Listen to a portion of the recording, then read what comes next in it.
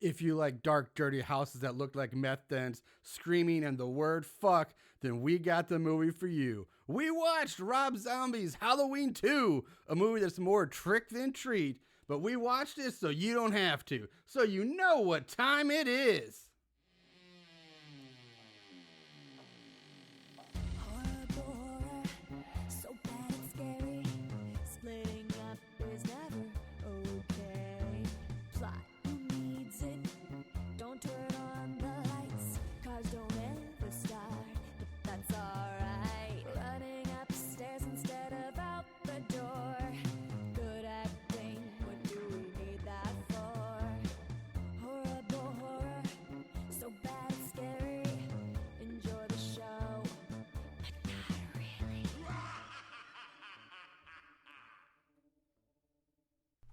What's up, Moon Goons? Welcome to Horrible Horror, the podcast where we watch the worst of the worst in horror movies. Movies so bad they're scary. I'm your host, Mr. Marshall Hampton.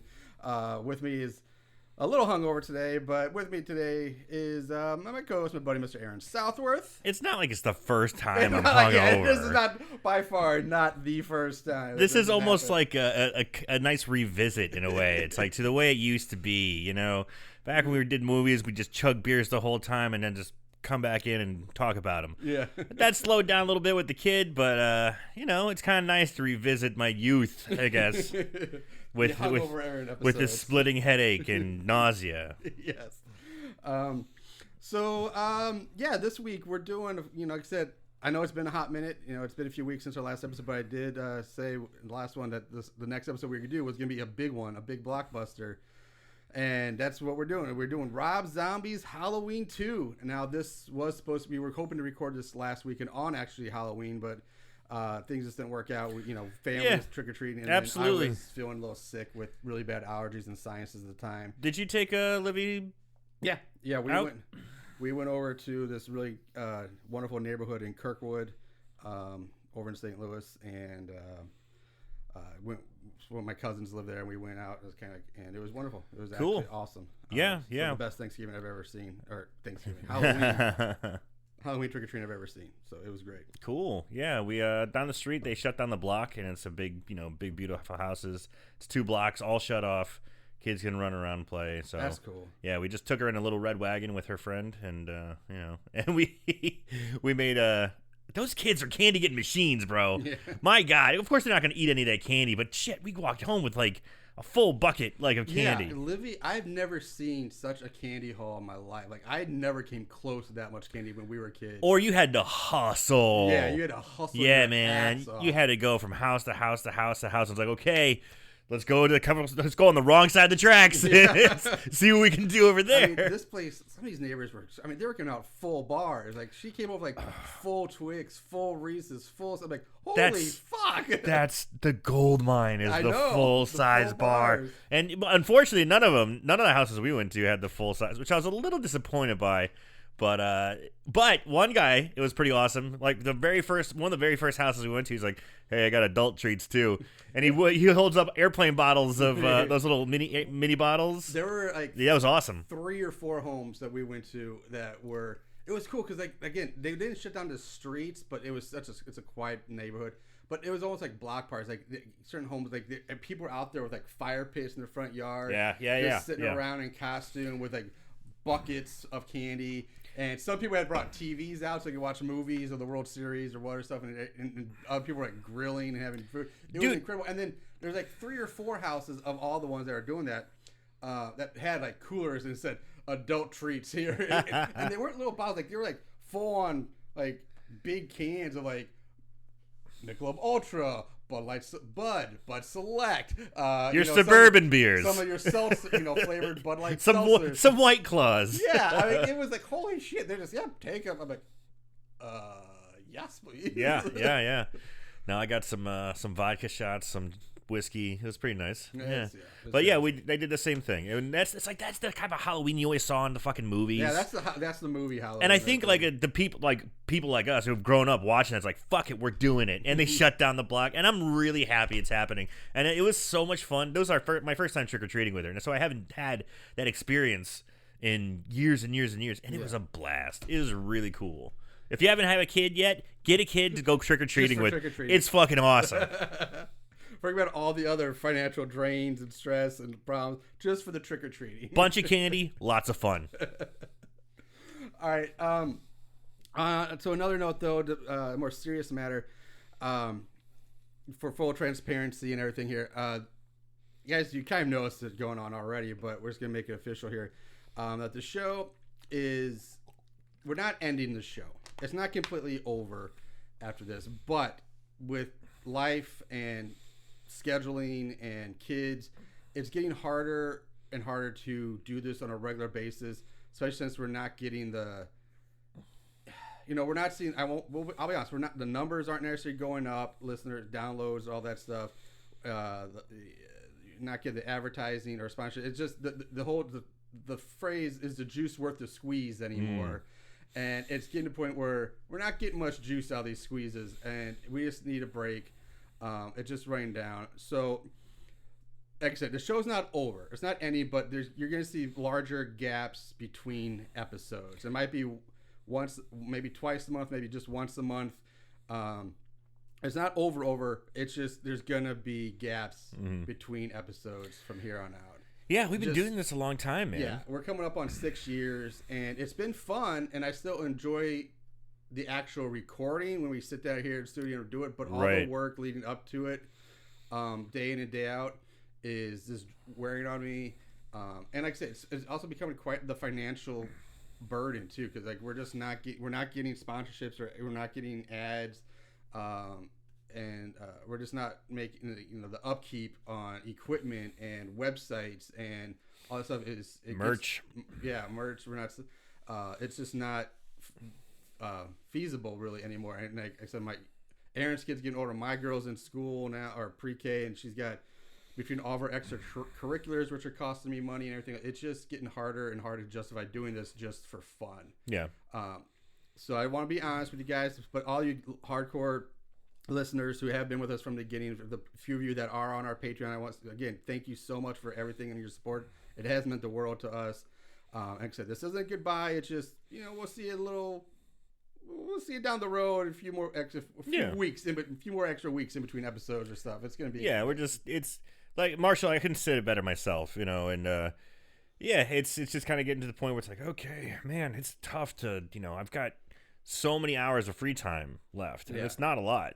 So when we're squeezing in another movie, it's just like, okay, man, I got other shit I kind of need to do and take care of and monitor, and so not goodbye, but hey, we'll see you. We'll see you in a couple weeks. 10,000 downloads an episode, and we're getting like financial, like ad money or something like that. And that kind of well, that would make sense if we got paid. If we got paid, it'd make way more interest in keeping up. But like I said, it's just getting harder to do. Mm-hmm. But it's fun. It's still fun to be in studio. Mm-hmm. It's just harder to get to that point. Yeah. So it's going to be bigger gaps between episodes. With that said, let's move on. Let's get into this week's episode. Like I said, a polarizing movie, I would say. And, to say the least. Jesus Christ. Of course, we tried to time this, like I said earlier, with Halloween, but that got messed up a little bit. But like I said, we're doing Rob Zombie's Halloween 2. We skipped I thought about first Rob Zombie one, first Halloween, but like, number 2 is where shit gets really fucking weird and strange. Yeah. And there's some things that's the one to go with. So that's what we're doing. This movie was released. If you don't know, your ass better call somebody. Because this movie was released on August 28th of 2009. Written and directed, of course, by Rob Zombie. You can find this movie pretty much everywhere right now. Or at least you could when I started taking these notes, which was like 2 weeks ago. It's on Amazon, YouTube, Google Play, Vudu, Apple TV, the AMC app. I don't know if it's still there. Something called Fubo TV and Philo, which I've never heard of, but they showed up in the search when I said... Fubo TV? No, not Fubo. Fubo. Fubo. It's Fubo. I thought that too, like Fubo. Oh, wait, no, that's an O. Fubo. Yeah. That's fun to say. So the cast, there's... I would say this is probably going to be a long episode because there's a lot in this movie to get through, and there's a lot to talk about before and after, and so bear with it. But like I said, if the movie episodes are going to be more spaced out, probably a good thing. It's a good longer episode. So first off with the cast, we got Laurie Strode, played by Scout Taylor Compton. She was in the 2008 remake of April Fool's Day. She was in The Runaways, where she played Lita Ford. She was in 8 episodes of the original Charmed TV show, which was awesome. And she's been in some other stuff here and there. But those are some of her bigger credits. Dr. Loomis is played by the famous Malcolm McDowell. Everybody knows who he is, so we're going to move on. Michael Myers himself is played by Taylor Maine. He was also got briefly famous for being Sabretooth in the first X-Men movie. He was Ajax in the Brad Pitt Troy movie, so he's in that with Brad Pitt. He was also in Joe Dirt, The Scorpion King, and The Devil's Rejects. And he wrestled briefly in WCW and UWF under the name Big Sky. And he was also in the WWE documentary The Rise and Fall of WCW, where I guess he was in some archive footage where he was wrestling as Big Sky. Big Sky. That's a horrible name. A horrible name. But it was WCW in like the 80s, 90s. Not 80s, but probably like, but they had terrible names for a lot of people back then. Yeah. So Annie Brackett's played by the famous Danielle Harris. Everybody knows her. We're going to move on from that. Sheriff Brackett's played by Brad Dorff. 174 credits. He's in the original Dune, One Flew Over the Cuckoo's Nest, Exorcist 3, The Gemini Killer. He was also Wormtongue in The Lord of the Rings. He was in 36 episodes of Deadwood, The Prophecy 3, Alien Resurrection, but probably he's most famous for being the voice of Chucky in the original Child's Play movies. And he's also he's come back to reprise the role as Chucky in the new TV show. Oh, cool. Well. So he's still doing the voice of Chucky. He's such a badass actor, dude. He is really good. Anytime I've seen him in anything, he's not phoning it in, and he fucking nails it. Yeah, he just does it really. He's one of my favorite, like, unknown, more like under the radar character actors. Yeah. Just a badass. Yeah, love that guy. He's pretty awesome. Yeah. Nancy McDonald is played by Mary Birdsong. People might recognize her because she played Deputy Kimball in Reno 911, which is an awesome show for fans of people like The Office. And Never watched it. Never did? No. It's so good. Yeah, it's so good. That's what everybody says. Then we have Barbara Collier, played by Margaret Kidder. You should know that name, but she's 138 credits, but she's most famous for going crazy, but also playing Barb in the original Black Christmas and Lois Lane in the original Superman movies. And she was also in the original Amityville Horror movie as well. Maya Rockwell, played by Bria Grant. She's got 85 credits. She played Ryan Chambers in Dexter, the 2011 season. She was in Hallelujah, The Devil's Carnival, Pitch Perfect 2, The Real Housewives of Horror, which I should look that up and see what that's about. Yeah. But to me, I know her best and always remember her as the speedster Daphne Millbrook in the short run series Heroes. Oh, yeah. I felt like that show had a lot of potential. So much. Season 1 was amazing. It was really good. And then everyone was talking about it. And season 3 just shat the bed. There was a line in Big Bang Theory where they talked about it. It was like talking about TV shows getting canceled. It was like, and then they said something about Heroes, like where it starts out good, but then it just decreases the quality season by season, so no one longer cares. And that's basically what happened with Heroes. It's just it kept getting worse. It started off so good. Season 1 was awesome, but Daphne Bria Grant doesn't show up till I think season 2 or something like that. I think. Buddy the Night Watchman is played by Richard Riley. I think that's how you pronounce his name. Now, this guy talking about character actors, he's probably the greatest character actors out there. You won't know his name, but you will definitely recognize his face. He's this great character. 411 credits. Jesus. You know when you see him. He was in Casino, Deuce Bigalow, Office Space, Transformers, 3 from Hell, Helen Keller vs. Night Wolves, which that just sounds awesome. Axe Cop, Mischief Night, and he was in a Brad Paisley music video, The League, and tons of other TV spots and movies. He kind of looks like Ripford Brindley a little bit. He's just a heavier set guy with the mustache, balding head. You know him when you see him. He's in everything. Last 2 people, Nurse Daniels is played by Octavia Spencer. Again, maybe not a household name, but she's got 139 credits. She should be pretty well known. She's way more well known now. Yeah, because she's a great black character actor who's been in a ton of shit, but she really got recognized for her role in The Help. Yes. Didn't she win an award and shit for that? I think she did. She won, but she was at least nominated. Yeah. So I know that. I don't know if she won. Yeah. But that's where she really got kicked up into fame. And here she is getting her toes wet with fucking Rob Zombie's Halloween. Yeah. People getting their starts in horror, man. Yeah. It happens all the time. No, it's not, but it's one of her earlier films, I'm sure. Yeah. And lastly, Deborah Myers is played by Sherry Moon Zombie. Because it's a Rob Zombie movie. Exactly. So, all right, guys, here we go. Sit back, relax, and we're going to go through this. And I try to skim through this movie as quickly as possible, too, without compromising too much of what we do. But we open with a black screen and an excerpt from the book, The Subconscious Psychosis of Dreams. And it says, White Horse, linked to the instinct, purity, and drive of the physical body to release powerful and emotional forces like rage with ensuing chaos and destruction. Now, I didn't get time to look this up if that's right or not, or if it's taken out of context, but whatever. It's the first time I'm hearing about it. It seems like an oxymoron. Like, instinct, purity, and all this stuff to drive, but then it's talking about rage and chaos, and it's like, that's the opposite of pure. I don't know. But then we cut to Mama Myers visiting Child Myers at Smiths Groves Memorial Mental Hospital. On the table sits this big old white toy horse. And he tells her about his happy dream of her dressed in an all-white dress or gown or something like that, walking down a white hallway with a big white horse, and that she was going to take him back home. And then we're cutting to 15 years later, where we join up with a blood-covered Lori walking down the street in shock and holding a gun. So we're picking up at this point where the first movie leaves off.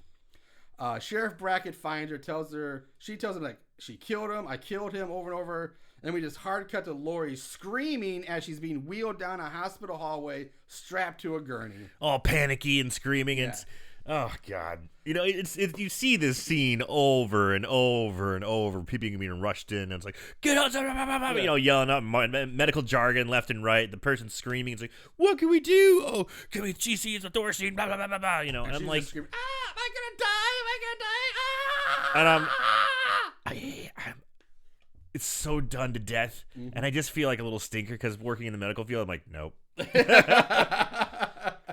No, the doctor's gonna come in with a half-eaten donut, and be like, "Oh shit! All right, guys, let's get together." Yeah. So immediately, I'm thinking, okay, I'm going back to the hospital. Homage to the original number 2.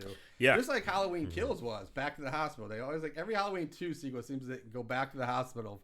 Or at least for a little while. Yeah. I thought the same thing, but you nailed it on the head with Halloween Kills. That's right. Meanwhile, cops and EMTs load an unconscious Dr. Loomis into the back of an ambulance, while others struggle to load a dead Michael Myers into a coroner's van, who apparently weighs about as much as a fucking Fiesta car or something like that, because they can't get this guy in there. Hey, he's a big boy. So doctors do surgery on Lori.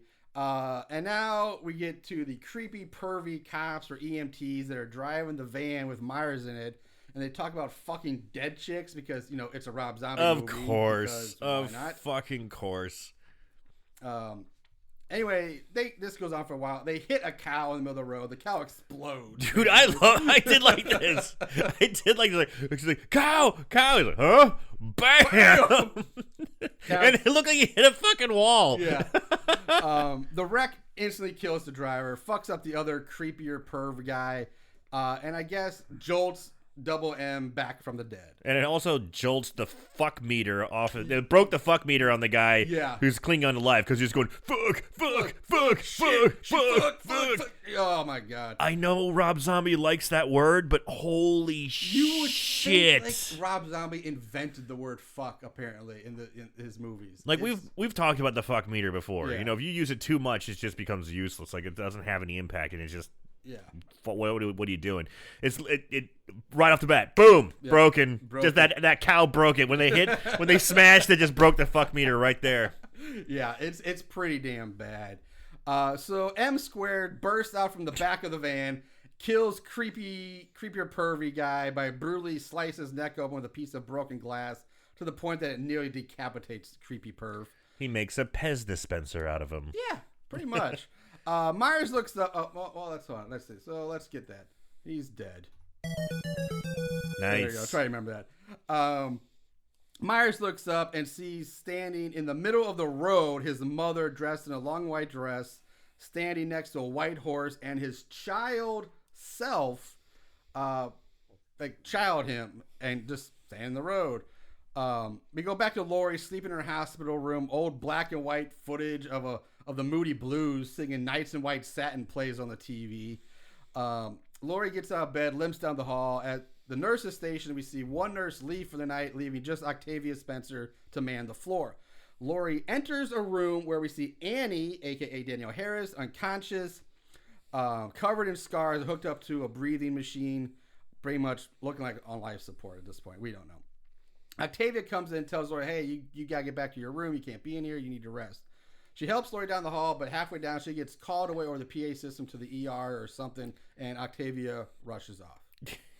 Dude, so many problems with that. But I'll just leave it. No, Fuck go, it. go ahead. No, never ever is a nurse going to leave a hobbling patient in the hallway. That's a fall risk, a huge fall risk, and we are beaten about the head and shoulders about falls because it costs the hospital a lot of money if it's our fault. And it's a bunch of fucking paperwork to do, too. Worse. Dude, there's so much protocol and bullshit you have to do with a fall. A nurse is going to be like, okay, I'll be to the ER when I get there. I got to get this bitch back to bed. There's no way. Anyway, Lori starts getting dizzy immediately out of nowhere. See? Yeah. See what happens? Exactly. Good point. She's like, I'm dizzy, nurse. I need something for my head. A door opens, and Octavia walks back in the room, seemingly in a daze. She turns around to look at Lori, and we see blood like running down her neck or her mouth or something, and her chin. Octavia looks down at the blood coming out, then she realizes something happened to her, and she starts to scream. She falls to the floor. Double M walks out to the door she came out of, walks up to Octavia, and just starts violently stabbing the shit out of her.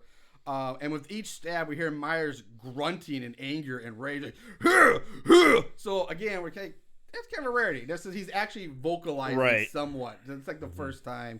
Now, I don't remember if he did it in Rob Zombie's first movie. I don't remember. I didn't get a chance to watch it before this as well. Yeah, I mean, there's only so much self-damage you can do, right? You can watch this movie, and if you ever watch the first one, it's like, ugh. I don't know if I can do a double dose. Lori, she bugs out. She's like, I'm out, and she limps her ass away down the hallways. Funny side note here, and I found this weird. So I watched this on Amazon, and I turned the subtitles on at this point, and during this scene in particular, it keeps saying, hold on, it keeps saying Octavia screams, which is not Nurse Daniel or Nurse. It actually uses the actress's real name. I have never seen that before in subtitles ever. They want to let you know Octavia Spencer is in this movie. It's not like it says like Lori screams or Dr. Loomis pants or something like. I've never seen any Octavia or Malcolm screams. Never ever. I've just never seen that again. That's it doesn't happen so again. weird. I've never seen it before this. It's the oddest thing. I gotta talk about that. It's fucking weird. Anyway, Lori makes it to a stairwell where she finds the body of the other nurse who's been stabbed through the top of the head and had her eyes removed, which seems really odd for Double M, who, by the way, is now finished with Octavia and is starting to stalk after Lori. Like, he's never, removed. It's not Kane from, from... See no evil. Thing. Yeah. And so why is he ripping out eyeballs for no reason? I don't get that. That's so weird. It doesn't make sense. Yeah, it's a little. He's not a mutilator. No, he's a killer. He's a violent, brutal killer, but he doesn't he's not a mutilator. It's like after you're dead, he doesn't, play with your parts. Yeah, and then did he rip her eyes out first and then stab her in the head? That's just rude. I don't get it. It was a weird choice. So. She makes it outside and finds a guard post, which is locked, but she's able to climb in through an open window and hides underneath the desk. The security guard shows up, unlocks the door. She's like, help me. And he's like, oh, shit. Like, wait here. I'll go get my car. And locks the door behind him, and he leaves. His name's Buddy. Yeah, which I don't know why he would get his car, because if you're a security guard at the hospital, the girl is... I would think his first thing is like, all right, let me get you back to your room, or let me get you to the hospital, because obviously that's where you belong. Well, her foot's like in a giant cast. Her arms are. Pins and metal coming out of her arms. It was raining, total downpour. All right, okay, so maybe yeah. Okay, keep her out of the rain. All right, I'll give you that one. Anyway, he locks the door behind him and he leaves. All's quiet. A few moments pass. He shows back up Only this time, as he goes to unlock the door, he gets a fire axe hacked into his back, Bum, bum, bum. and he's dead. Myers murders him, so he's then starts going ape shit on the guard post, breaking through the walls with the axe. Laurie's screaming as he tears through the wooden walls, and we just cut to Laurie waking up screaming in her bed on October 29th, 1 year later, after the events of the first movie. And right off the bat, that hospital scene, that whole best part of the movie, in my opinion, one of the best parts of the movie. It might have been. Yeah. Like it was good atmosphere. It was Michael Myers doing his fucking Michael Myers things, maybe taking some liberties with some eyeballs, but you know, it felt like Michael Myers is here in the house doing Michael Myers shit, maybe with a little Rob Zombie, kiss to it. But, from here on, it becomes a Rob Zombie movie, basically. Yeah, speaking of which, speaking of Rob, just like every other fucking house in every Rob Zombie movie ever, this house is dark, dirty, it looks like a meth den. It's just disgusting. So now we learn that Laurie has moved in with Annie and her dad, Sheriff Brackett, which that pisses me off even more, that this house is just like the others because of being another filthy, dark, graffiti-covered house. I mean, for fuck's sake, this is the house of the town sheriff, not a crack house. I'm sorry, I don't think the goddamn sheriff would live in a house like this, nor let his daughter and her friend spray paint pentagrams, 666, and the word fuck all over his walls and doors. I don't buy that shit. Like, I get, okay, in the first movie, the Michael Myers house, they were dirty, horrible people. Fuck people, yeah. I get that, fine. But this is the town sheriff, a respected man. It's a pretty decent looking white multi-story farmhouse.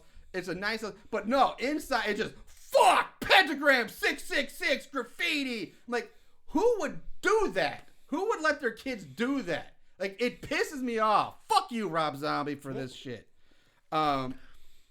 We also learned that Laurie, we basically go see Laurie in a therapy session. Like I said, her therapist is Margot Kidder. It's the one and done scene. It never really ever comes back to play. It's just, I don't even know why it's here at this point. I guess it's to show that Laurie's traumatized over the past events. You think? We already got that message. We've already gotten that. And we see it, you hear that she's taking pills, we don't need this scene.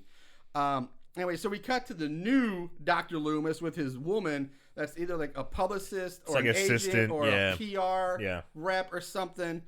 Somebody along those lines. And Loomis is now like this egotistical pseudo-celebrity author on tour for his new book about Michael Myers. He's a fame hound. He's doing anything he can to get any sort of publicity. Yes, one to hawk his book, but he also seems to really relish the spotlight. Yes, there you go. Good, great explanation. So that's it. That's what we see. Now we go back to Laurie, who arrives at her place of work, which is an Uncle Meat's Java Cafe. Again, only Rob Zombie would come with the name Uncle Meat for a coffee house. Which, again, just like every other place, looks dirty, cluttered, and unappealing. The dark coffee shop / record / pawn shop is where we meet Laurie's friend and co-worker, Maya Rockwell, played by Bria Grant. And can anyone tell me why pretty much every white chick in this movie has some sort of fucking dreadlocks? Like, even Laurie has loose dreads coming down the side of her. Like, everyone's hair looks dirty and unkempt to go up the fucking houses they live in. It's Rob Zombie. I guess, Jesus Christ. And what's with the dread? Like, it's 2009 when this came out or something. Like, I don't remember white girls walking around with dreadlocks all the place. They don't. It's fucking Rob Zombie. If you look at his album covers, he's just nothing but dreads. Yeah. You know? And he just, hey, can we put more dreads in this movie? Hell yeah! Fucking Rob Zombie, man. Oh my god, I would have spilled my water out if I was drinking that. That's great. I wish I had that sound bite. Oh my god. So good. So the other friend, Harley David, shows up, and I wonder if they were sponsored by Harley Davidson in this movie at all, because lame name. Yeah. Shows up, and they talk about some big Halloween party and their group-themed costumes. We go back to Loomis, who's giving a lecture or something, promoting his book. It doesn't fucking matter, so we're moving on.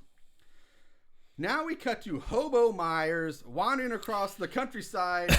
Looks so peaceful. It's so peaceful. This is like you got your heroes in this horrible shithole with fucking Rob Zombie dreads, and then they show Mike in this like the horrible killer in a very picturesque, nice place. Yeah, and he comes to a barn where inside he sees his mom dressed in white again. I don't fucking get this. She talks to him about how Halloween is coming and he has to get ready. And then when Myers talks back to her, it's as little kid Mikey dressed in the clown costume. And I don't know. He says that they're counting on him to bring us home this year. And these fucking scenes, I don't get it. I guess it's just dum dum dum dum dum. I don't. It's just fuck. This is my little. I was gonna say it later. I'm just gonna say it now. I feel as if he's trying to be. This is definitely more of an artistic leap for him, you know. And I think he's definitely inspiring a lot of. He's drawing a lot from David Lynch. Like if you watch the Twin Peaks series, there's a lot of connections here, especially with some of the camera work, the use of sound or lack thereof, as well as the fucking horse, you know, the white horse, yeah. You know, which is not even that big a theme in Twin Peaks, but it's there once in a while. And you're like, that's fucking weird, but you just go with it because it's a cool show. This one, it's like he's using it too much, too much. Yeah. So I will say one thing about this scene, this one in particular, when he comes to the barn, is when he first walks into the barn and sees his mom standing there in the white dress. I will say it is a beautiful looking shot, the way she's backlit and you see the light rays coming through. It's gorgeous looking, that first shot. But this overall, like, again, the mom in the white dress, Kitty Myers, it's oh my god, and the white. You know what? I'll give you. Would you said about setting up the shot? This movie is very pretty or very cool looking. It's got cool shots. There are some really good camera shots, some great cinematography. I gotta give credit where credit's due. It's cool to look at times. So there's a compliment, Rob. We cut to a truck filled with a redneck father, his hot blonde daughter, and the father's buddy driving through a field at night. The daughter's telling the dad that he saw the hobo trespasser again. So basically, they're going out to find the trespasser and scare him off their land. They easily find Hobo Myers walking through the tall grass.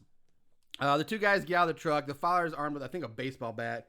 And they walk up to Myers, who just stands there. And he's like, you motherfucker, you gotta get off my line. I told you once. You get out of here. Get out of here. And Myers just stands there and is like, all right, motherfucker. Well, I told you you're gonna be like that. Well, okay then. And they just start beating him down with the bat. Just start beating on Myers. They beat the shit out of him while cursing at him and tell him never come back or they'll kill him. The daughter at this point gets out of the truck feeling bad about this. She's like, Daddy, stop. She runs up to Myers, kneels down next to him, and is like, I'm sorry. I'm so sorry they did this. And Dad's like, get back in that car. Get. You got to have sex with your brother tonight. Make me some grandbabies. Get in that truck. So they start loading back in the truck.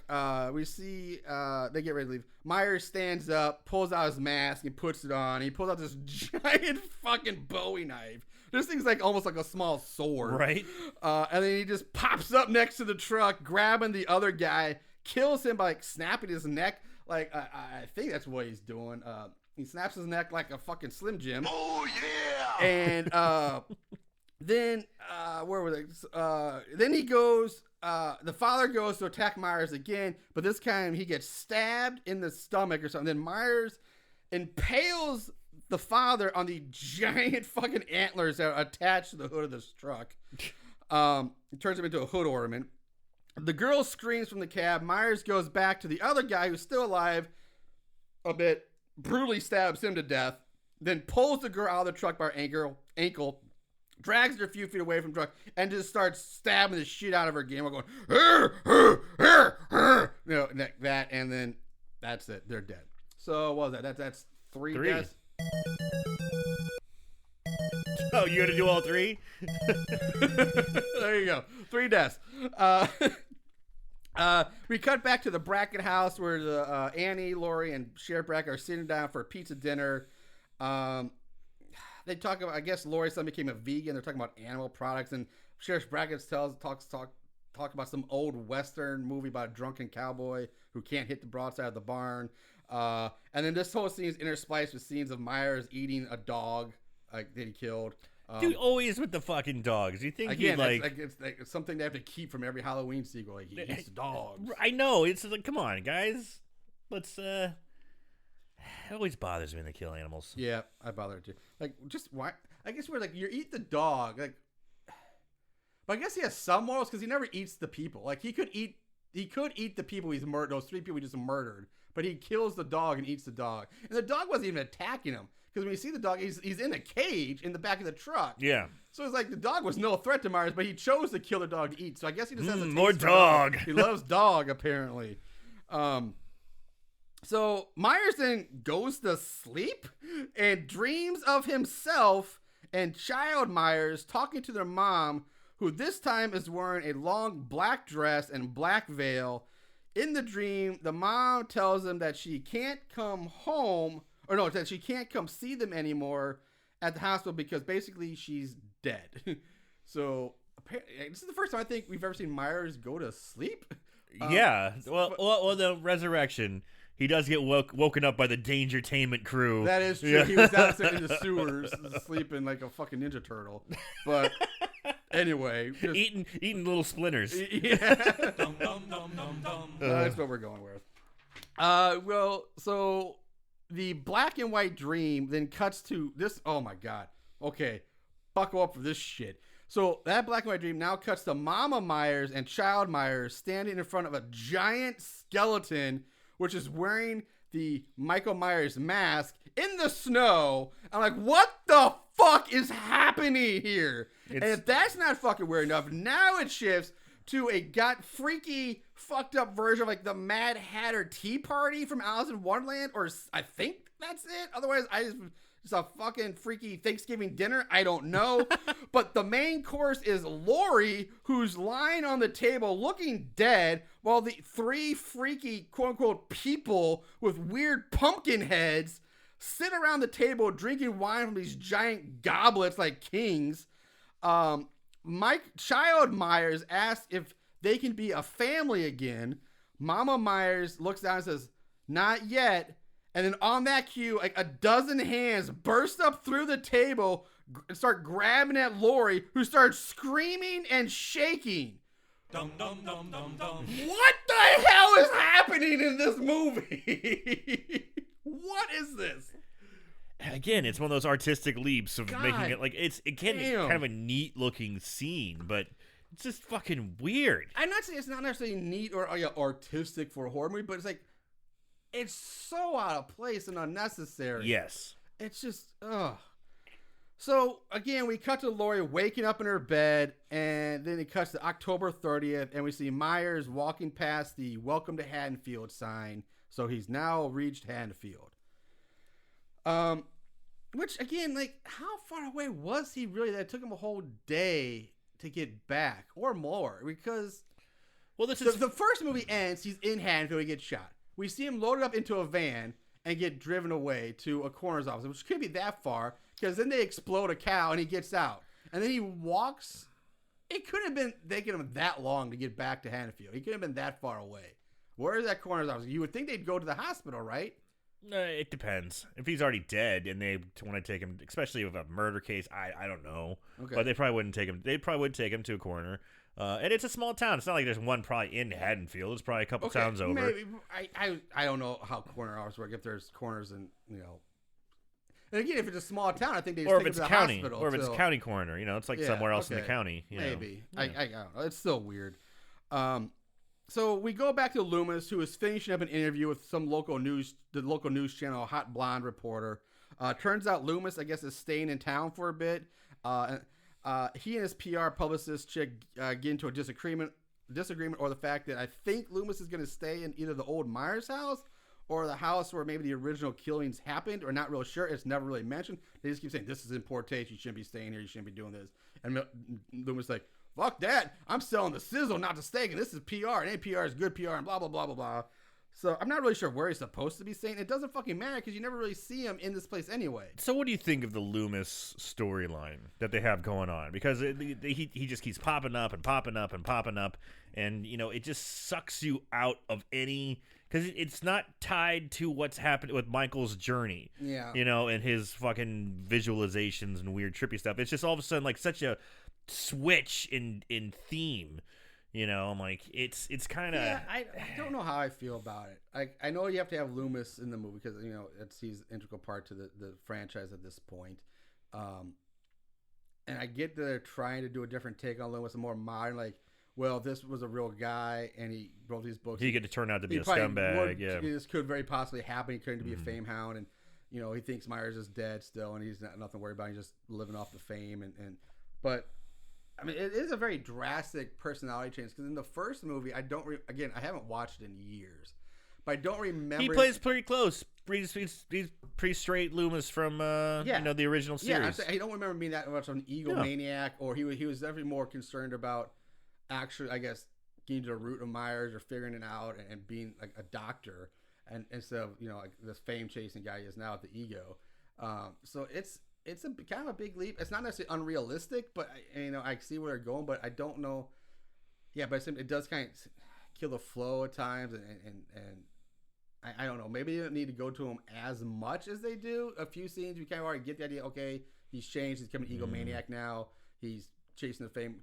Maybe you can grab, but it's Malcolm McDowell, so you're not gonna can't cut him out too much. You have when you're paying, but yeah, maybe if some lesser scenes you don't need as much of this, but. He's also a poon hound too. He's trying to hit on this, news reporter, but whatever. Good for him, I guess. So next we see Lori having dreams of her father's murder, her stepfather, this one. Only this time she's the one killing him, and she kills him the same way Myers killed his father in the first movie by duct taping him to a chair and slitting his throat. She's also dressed in the same clown costume that Myers was as a kid. So, this scene is also accompanied by, "You fucking bitch, I'm going to kill you, die, die, die, you fucking bitch," and different variations of that over and over and over again, to the point where it's just like noise pollution, and like, I just want to turn this off.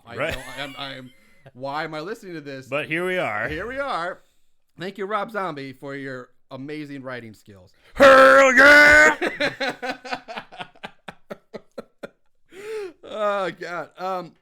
So yeah, I don't know what's happening. It's just I don't know what to do. Dum dum dum dum dum.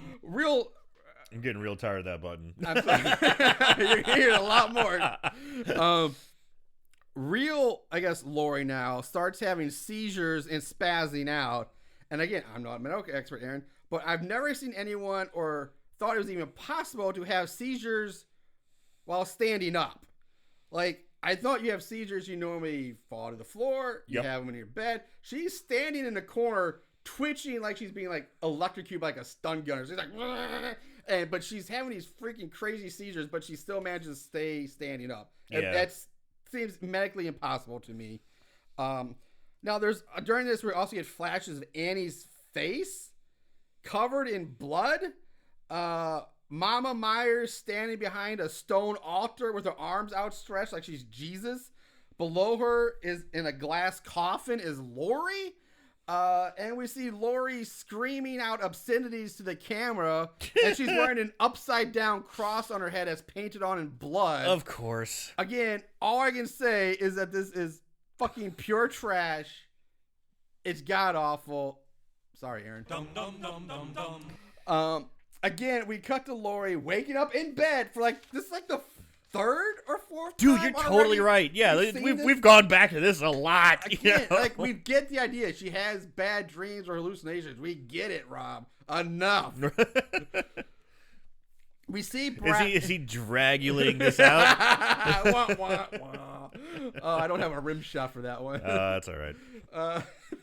The closest thing to a rim shot or shots I have is let me see. There. Rim shots. It's a stretch, but I like it. It's a stretch. You're all over the keyboard today, man. You're like sound effect, yeah. Where was it? So we see Brackett and Lori watching the Loomis TV interviews. They're in different rooms, but they're watching the same Loomis TV interview. Loomis talks about his new book and some startling new facts that have come to light, and then he downplays the fact that Myers' body went missing. He's like, "Yeah, whatever, it's fine, you'll show, but you should ask the cops about that, not me." And blah blah blah. So now we go to the Rabbit and Red strip club, and I remember that's where his Mama Myers worked in the first movie when she was young. Of course, gotta go to a dirty, gross strip club. Yeah, Rob Zombie. We meet the club's owner, one of the strippers, and I guess the club's bouncer, I'm guessing, sitting around the completely empty club. There's nobody in it. The stripper's on stage dancing for no one. The owner calls everyone over to show them a TV news spot that he's on while dressed like Frankenstein's monster. The owner tells the bouncer to take out the trash. And so out back, the bouncer runs into Myers by the dumpster. He trash talks Myers for a bit, trying to scare him off. He's like, "I'm in no mood. I already sent 3 guys to a hospital tonight. Blah, blah, blah. I'll do that to you." Even though Myers is like a fucking giant to this guy. But Myers just kills him by curb stomping his skull to a pulp. Like, just brutal, just curb stomp after curb. I did like that. Yeah. So, he's dead. Myers goes into the club and finds the owner banging the stripper doggy style on a table while wearing the Frankenstein mask thingy.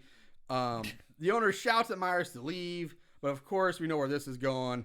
The owner pulls out a gun, but instead of shooting Myers from a safe distance, he walks up to him.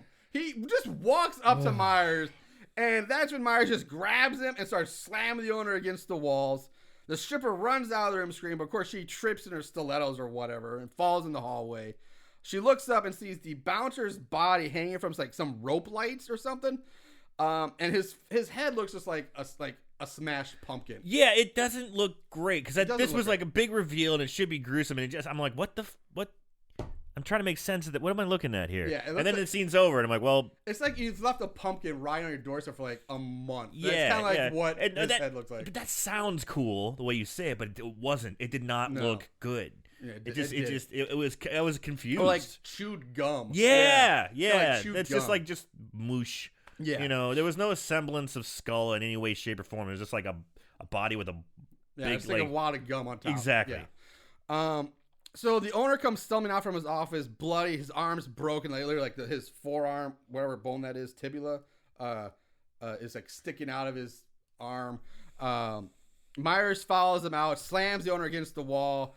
The owner drops like a sack of bricks, dead, I guess, because we never see him again. So I'm assuming so, yeah. He's dead. And then he grabs the stripper and starts smashing her face repeatedly into a mirrored wall until she's dead. So, there you go. This scene, I thought this was kind of funny. And I don't know if you picked up on it or not. Every time he smashed her face into the mirror, it made this same exact window or like mirror shattering effect. Yeah. It's like, but the exact same one over and over and over and over again. I think so. It wasn't like, it's like the first break of any glass is going to be the biggest, most impact, and then it's going to go quieter and quieter because everything's just shattered. Yeah, everything's broken. Everything's just broken, but it's every single time. Yeah. And I'm like, no, I think you're right on that. Yeah. I was like, that's stupid.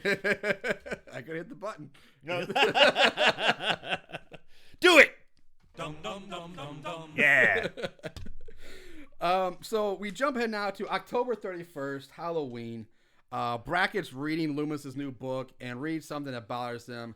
He instantly calls Annie at home looking for Lori, but Annie's like, "No, she's not here. She's gone out." And he's like, "Well, try to find her, and if you find her, just tell her I need to talk to her, keep her at the house, blah, blah, blah." We don't know. So that's it. Excuse me. Next is a scene of Loomis having a book sign, I guess a local Hanfield bookstore or something. And he gets yelled at by Linda's father. Linda, if you don't know or remember, is one of the girls played by Christina Klebb that Myers killed in the first movie. So the father's like, "How dare you read this book? And fuck you. She's my daughter. Look at her picture and blah, blah, blah. You're a monster." Well, it's whatever. We move on. Yeah. So at this point, again, stretching, he works for obviously a major publisher, right? A major distributor. He's got a fucking book signing going on. I think it's Penguin Publishing. But the thing is, if he's writing about people's lives without getting permission from the families or, letting out details and stuff like that, it's like you're flirting with a lawsuit. They would make sure they would get permission from these people, and it becomes even a bigger issue in just a moment of the things you would put into a book. No publisher is going to be like, oh yeah, you didn't talk to anybody about this? You didn't approach the family and say you're going to write this? You didn't get permission? You didn't get like a blessing or anything? You're just going to, fine, go for it. There's so much legal issues right there. Sorry. That's probably a good point. I didn't think about that. The legalities of it, but because some of that might have been, public knowledge at that point, because it's a year later. They know the murders happened. Well, the one part that's coming up is definitely the one that's that's the one that really screamed at me. So we cut to Lori now sitting in her car reading Loomis's book.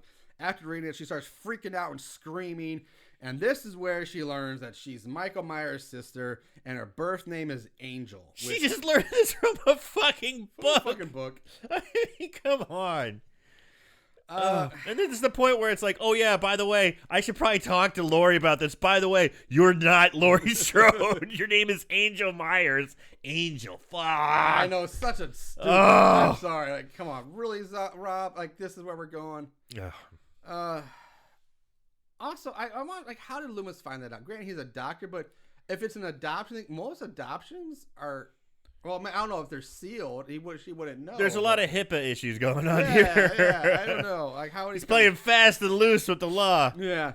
She returns home to Brackett's house, storms up to her room, and he's like, whoa, hey, I've been trying to find you. Calm down. What's wrong? And Lori just grabs some clothes, and she's like, I'm fucking out of here. I'm leaving. I'm getting the fuck out of this place. Fuck. And she's like, and he's like, calm down. What's going on? And Lori, like, well, call my dad. He'll be right. He wants to talk to you. Like, Lori's like, well, tell your dad that Angel says, fuck you, and then storms out of the house, gets in her car, and drives away. Classy. Yeah. She drives around town, drinking and driving, while screaming out the window that she's Michael Myers' sister. Was she digging through the ditches and burning through the witches? Dracula. Hell yeah! If she's not careful, she's gonna wind up a living dead girl. Oh man! Yeah. Rim shot again. I want to have a rim shot, but we'll do that. So she drives around, and then, like I said, we cut back to Brackett. Tells one of his men to go stand guard at his house. Lori heads over to her friend's house, which to no one's fucking surprise is also a dark, dirty, filthy meth den. Lori decides Haddonfield's got a real problem with real estate. Their real estate prices got to be really shitty. It's like you've heard of heroin chic. This is meth chic. Yeah, it's bad. So Lori decides this point. Their interior decorators in Haddonfield are fucked up. Yeah. We'll put an indigent man here in the corner with a needle hanging out his arm. I gotta make sure we gotta really increase the graffiti here, guys. We gotta fuck up this wall, literally. Let's write fuck. And all right, there we go. Lighting, fuck those white lights. Red light everywhere. Everyone's got red light. All right. No natural light in this place whatsoever. Beautiful. Lori decides she wants to get drunk and fucked up tonight. She's like, I'm tired of being a good girl. I'm blah blah blah. I'm just get fucked up. Hell yeah! I mean, it just works for so many things. Really I feel like I'm breaking the fuck meter. I'm breaking the hell yeah meter. But it's just so much fun. It's so much fun to do. Do it. So they all decide to change in their costumes and go to the Halloween party. So we're going to skip ahead to said party, where 2 of the 3 girls are dressed up like characters from Rocky Horror Picture Show. Magenta and Columbia. Harley David is Tim Curry's character. And I believe that's Tim Curry's character. And Lori is this maid character, while Bria Grant is dressed up as like a showgirl dressed in like gold sequins or something. Not real sure. Columbia from Rocky Horror. Is it? I'm not that familiar with the movie. So I actually can't stand that movie. Oh, really? I hate how apeshit everybody goes over it. So I got so sick of it. I never want to watch it. I can't stand the time warp music. If I hear that one more time, I'm like fuck. Oh, I hate this music. I hate this movie. That's a shame. It's a fun one. I totally get it. It's beaten about our heads and shoulders all over, like around Halloween time. It's like constantly. Rocky Horror and fucking Hocus Pocus. I want those movies like go to way of the E.T. cartridge. Just bury him in the desert somewhere. How dare I don't have you to deal with them anymore. Sully the name of Hocus Pocus. How dare you, Marshall? I hate Bette Midler. She's such a gem. How could you? She sings. She she acts well. I don't know. She danced. Maybe she did at one point. But still, I'm sure she was a triple threat back in the day. But yeah, she's a gem. Come on. She's fantastic. I think the problem with Bette Midler I have is that there was a girl I went to college with in the theater department who was Bette Midler obsessed. Would not shut up about Bette Midler and sing songs by Bette Midler. I'm like, and it got to be like, I never want to hear the name or see her or do anything with her ever again. And so I think that's part of the reason. I was like, I fuck Bette Midler. I can't stand this girl. Anyway, so all three of them are Rocky Horror Picture characters. Great. Okay. Anyway, Harley David, the girl dressed as Tim Curry's character, hooks up with some guy dressed as a werewolf, and they go off to bang in his van. Do you remember the name of Tim Curry's character?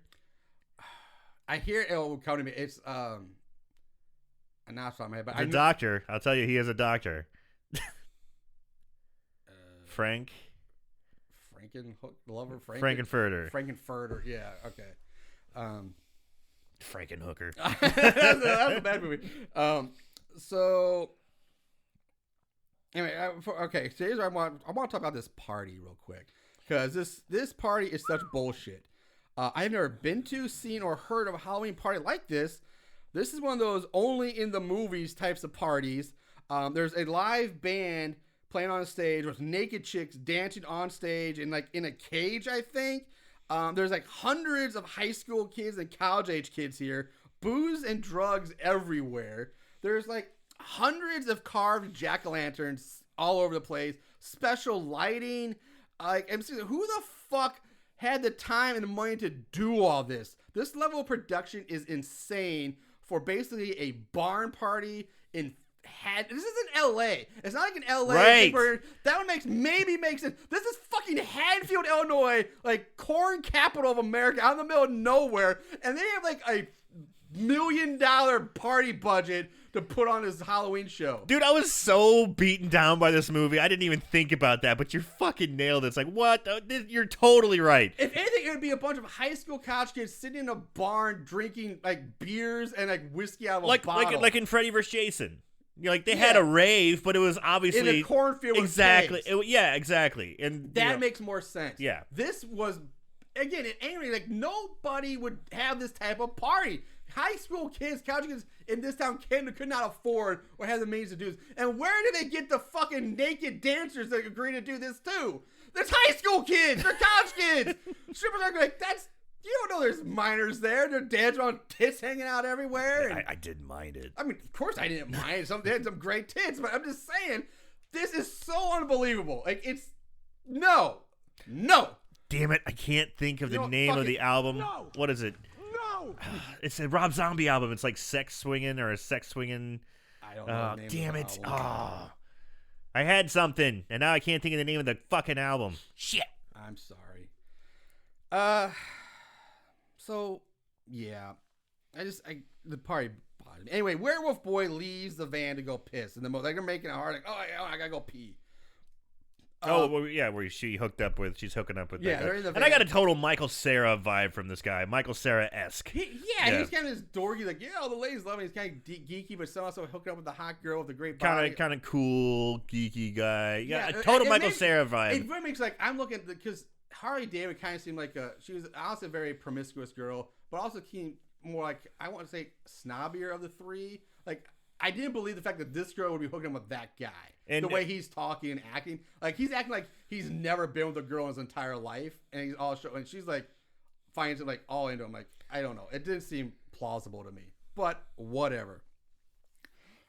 Werewolf Boy goes to take a piss. And he pees and pretty much instantly gets stabbed and killed by Myers. It's really fast. You barely see it. It's done. It's over. He's dead. Myers then goes to the van, kills Tim Curry, Harley David, and one of the lamest kills in the movie, while Laurie and Bria Grant dance on a table at the party, I think. And like I said, this kill is fucking lame because he just breaks through the window and like chokes her out with one hand, and she's dead. So, fuck that. At this point, we see Loomis watching himself on a talk show that's hosted by Chris Hardwick. alongside Weird Al Yankovic, and Loomis is just bombing and looking like a terrible person. I do like this part. I like it. I thought it was funny. I like Weird Al. I was really love Chris happy. Hardwick, too. Yeah, I really liked when he walked in, when he came on the set and he was, it's like, oh, hi, Mr. Weird. I was like, that's funny. Yeah, Weird Al stole the show. I talked about the hospital scene in the beginning being the best part. No, totally going back on that. Weird Al, baby. In the middle of the party, Lori starts having visions of Mama Myers and Child Myers standing there in falling snow looking at her. Mama Myers tells her that it's almost time for Lori to come home. She gets grabbed from behind by adult Myers and starts freaking out and screaming, which no one in the party even notices or fucking cares about, until Bria Grant comes up and grabs her, like, hey, snap out of it, and like, you're drunk, let's get you out of here.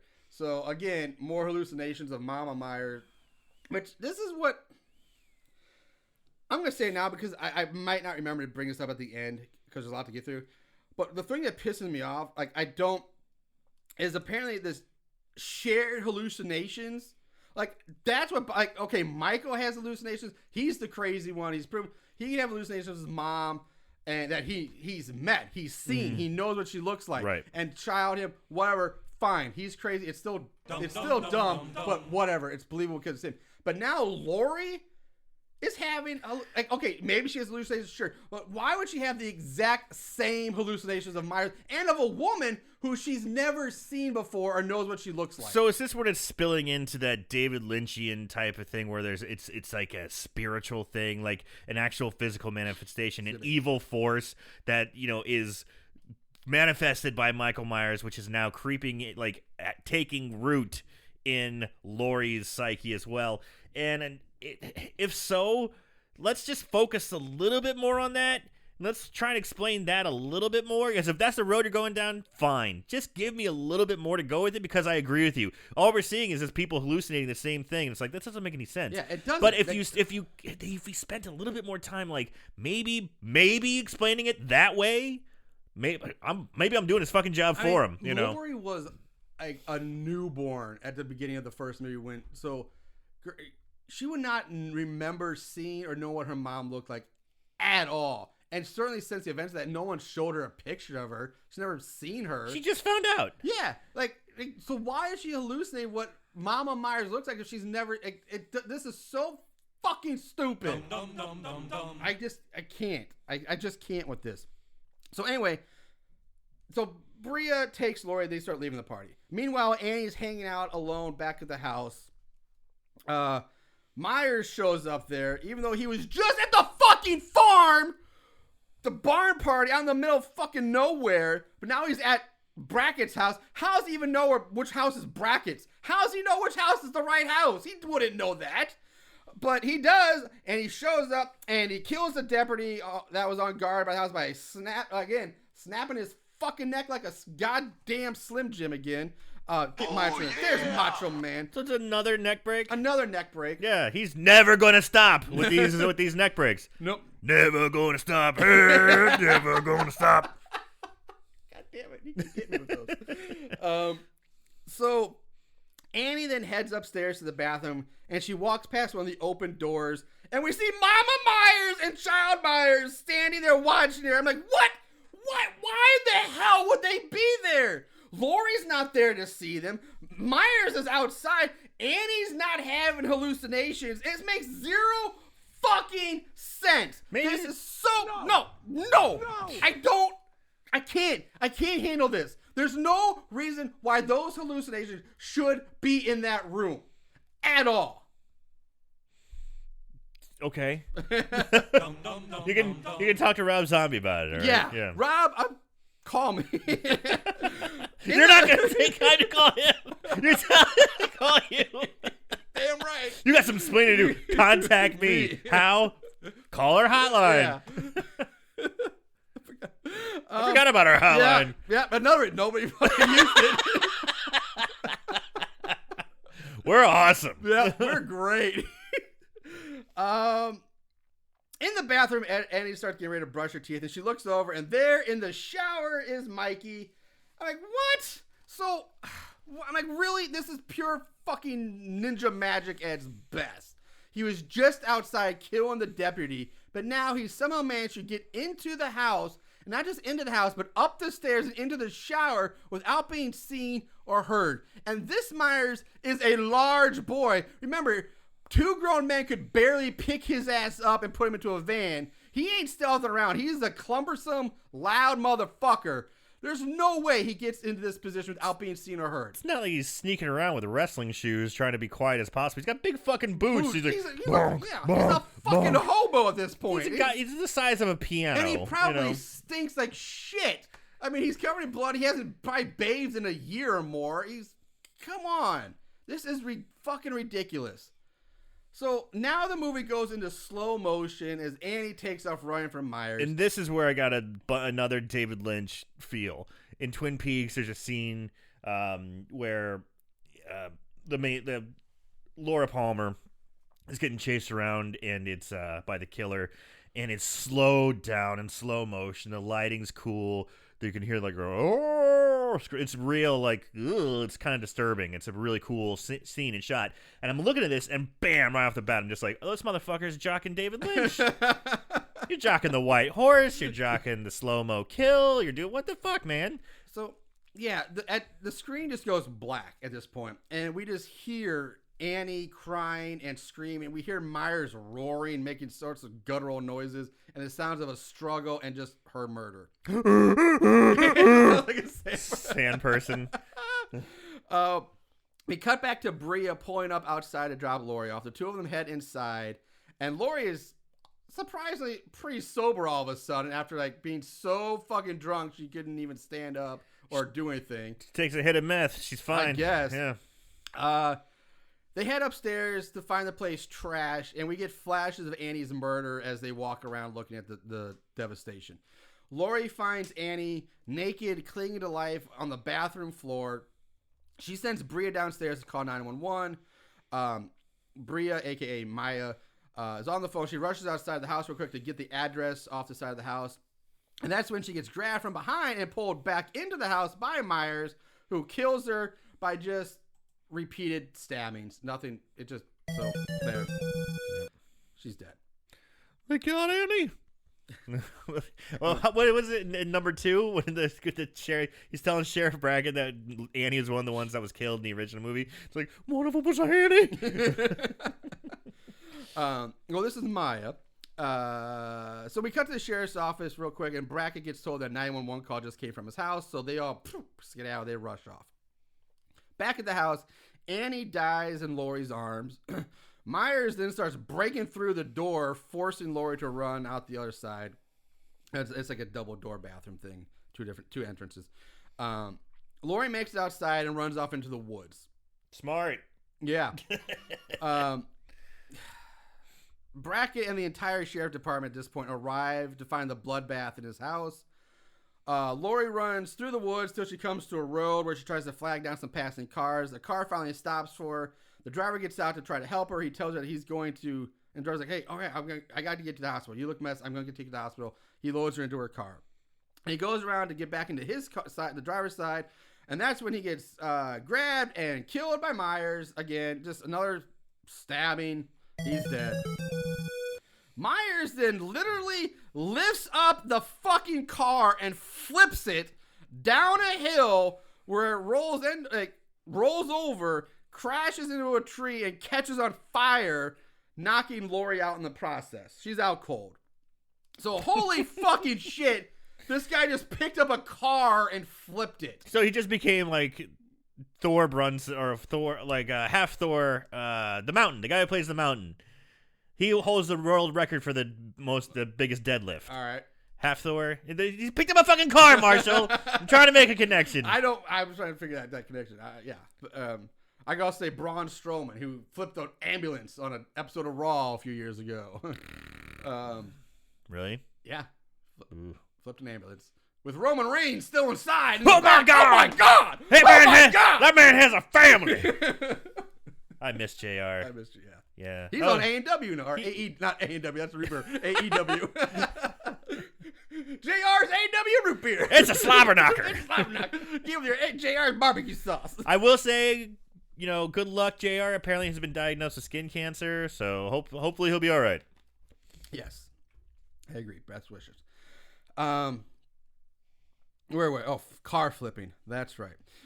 Then we see Mama Myers and Child Myers leading adult Myers. Oh, dude. Who is carrying the unconscious Lori away as from the burning car. As the car explodes in the background. It's something like an Expendables movie. I'm just like, oh, come on. Fucking car explodes. And it's like this cross-fading shot, like they're walking a bit and then they crossfades and they're closer to the screen. Crossfades a bit more, they're closer to the screen, and the car explodes in the back. It's such a weird fucking shot. I didn't hate it, but it was pretty funny.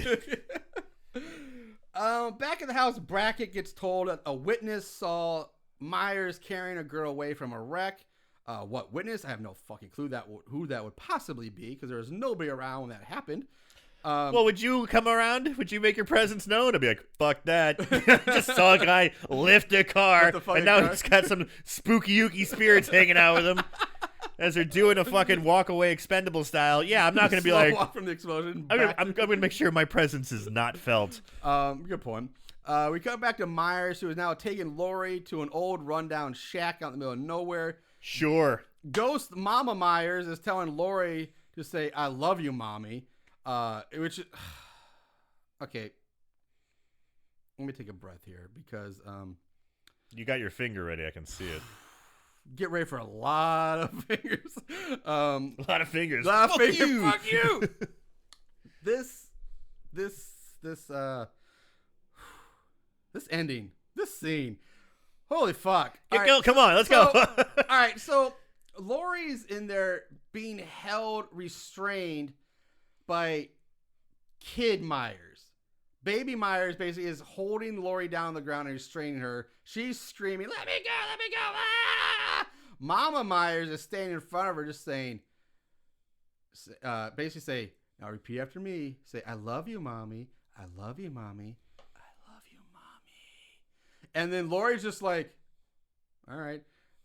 "I love you, mommy. I love you, mommy. I love you, mommy." And all this, and then adult Myers is just standing in the corner watching this whole go down, just like a statue. He's just standing there.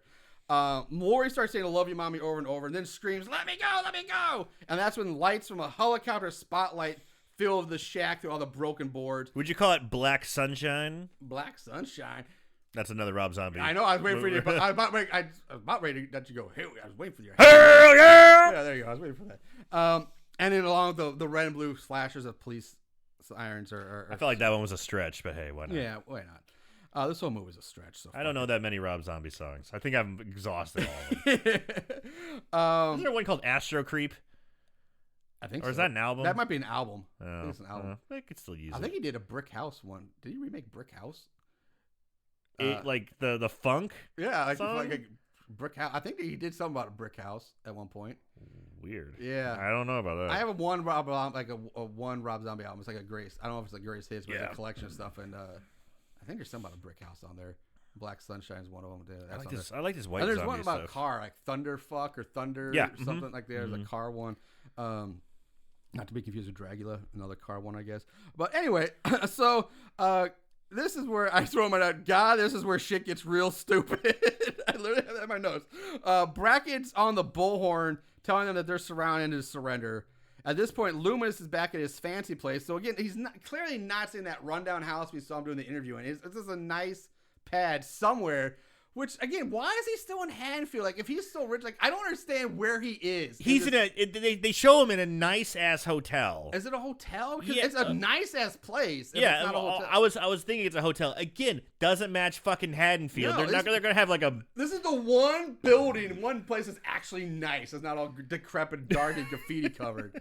That's what I'm like, I don't know where he is. If this is his house, a hotel, where he is in this universe. And we see him traveling all over the place, Yeah. doing book signings and stuff. He was on TV, which I'm sure Which, he's that going to was probably like Chicago, maybe. If it's in Illinois, maybe Chicago. Maybe. Or he flew to L.A. or New York. But yeah, he's all over the place at this point. I have no idea where he. And really they never is. make an semblance that he's actually around. No, like he doesn't. Well, except the one interview where he says, "I'm going to be staying in town for a few days," and it's the Haddonfield News. But again, we don't know what house it is. It's not. I don't think that's the old Myers house from the first movie. So I don't know if that's the house from like. If it is, they did a really great job. Maybe the Johns came in and did a little of the. Yeah, they spruced the place or up. it's supposed to be like the house that Lori babysat in the first one, or where Linda was killed. I don't know. I don't remember.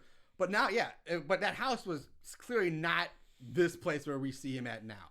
So I don't know where he is, but he's watching this footage on the news, and he just rushes out of his whatever place this is, and he instantly shows up at the crime scene or the hostage scene. There he is. He's just there. So like, where the fuck is he? Brackett punches Loomis in the face the moment he sees him. He's like, I want to shoot you. I want to shoot you so bad. And he's restrained by Dauber and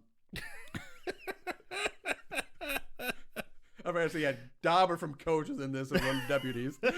But also, a lot of people don't know what the fuck Coach is, the old sitcom. Oh, yeah, man. Boomhauer, come on. So Loomis says, I just want to help. I just want to help. And he's like, Myers is never going to respond to a hostage negotiation. But Bragger's like, get the fuck out. Get the hell out of here. I don't want to hear anything you have to say. Just leave.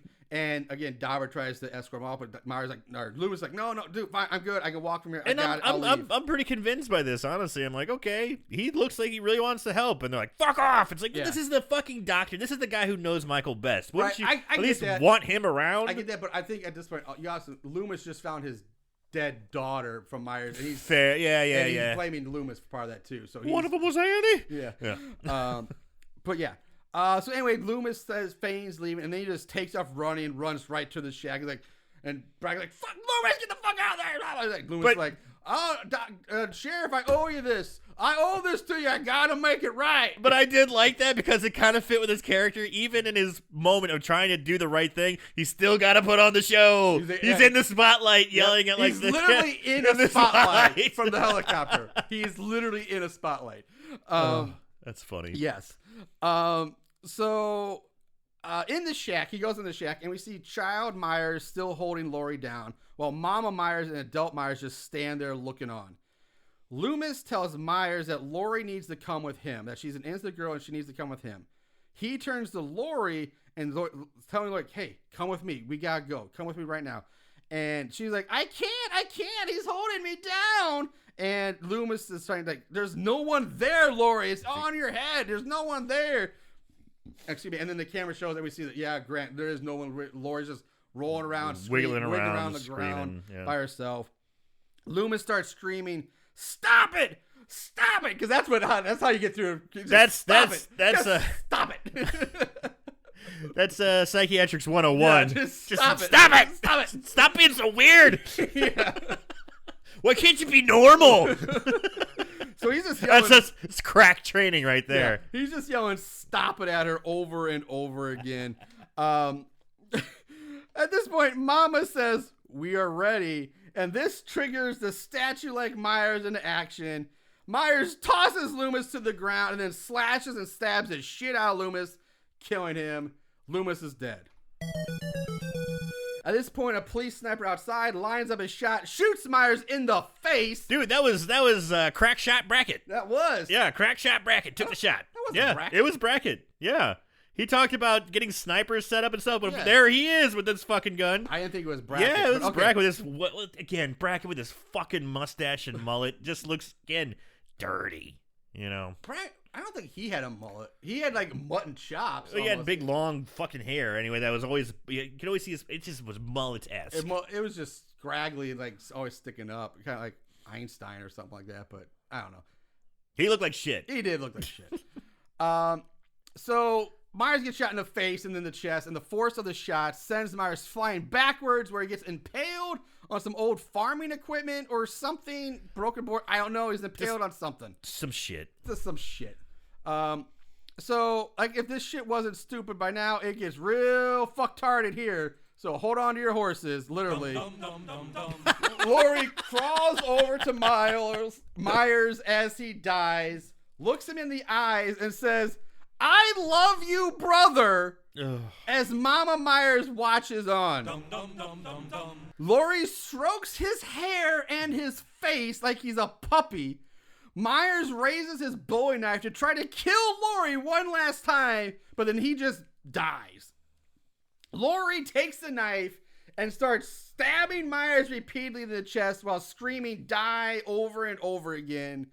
What the fuck? We just went from he's trying to kill me, oh my god, he won't let me go, I'm scared for my life from this guy, to I love you, I love you, and petting his hair and being all sympathetic to die, die, die. What the fuck is happening? So anyway, Laurie then walks out of the shack covered in blood, wearing the Myers mask. She takes a few steps, drops to her knees. She removes the mask as everything goes into slow motion and the Halloween music starts to slowly play. Not the Myers stock one, but like the other one that's famous. The intro. The intro, yeah. Crossfade to this long white room that looks more like a hallway than a room. At the end of the room is a white chair and a white nightstand and a white bed with white sheets. Sitting on the bed in a white hospital gown that looks more like a mini dress is Laurie looking down at her hands or something. The camera zooms in on her as she looks up, and we see Mama Myers leading a white horse down the hallway or the end of the room towards her. Laurie continues to watch Mama Myers and the horse approach her as an evil smile begins to form on her face. Fade to black, roll credit. What the blue fuck was that horse shit, literally? God damn it, that's the movie. That's the fucking movie.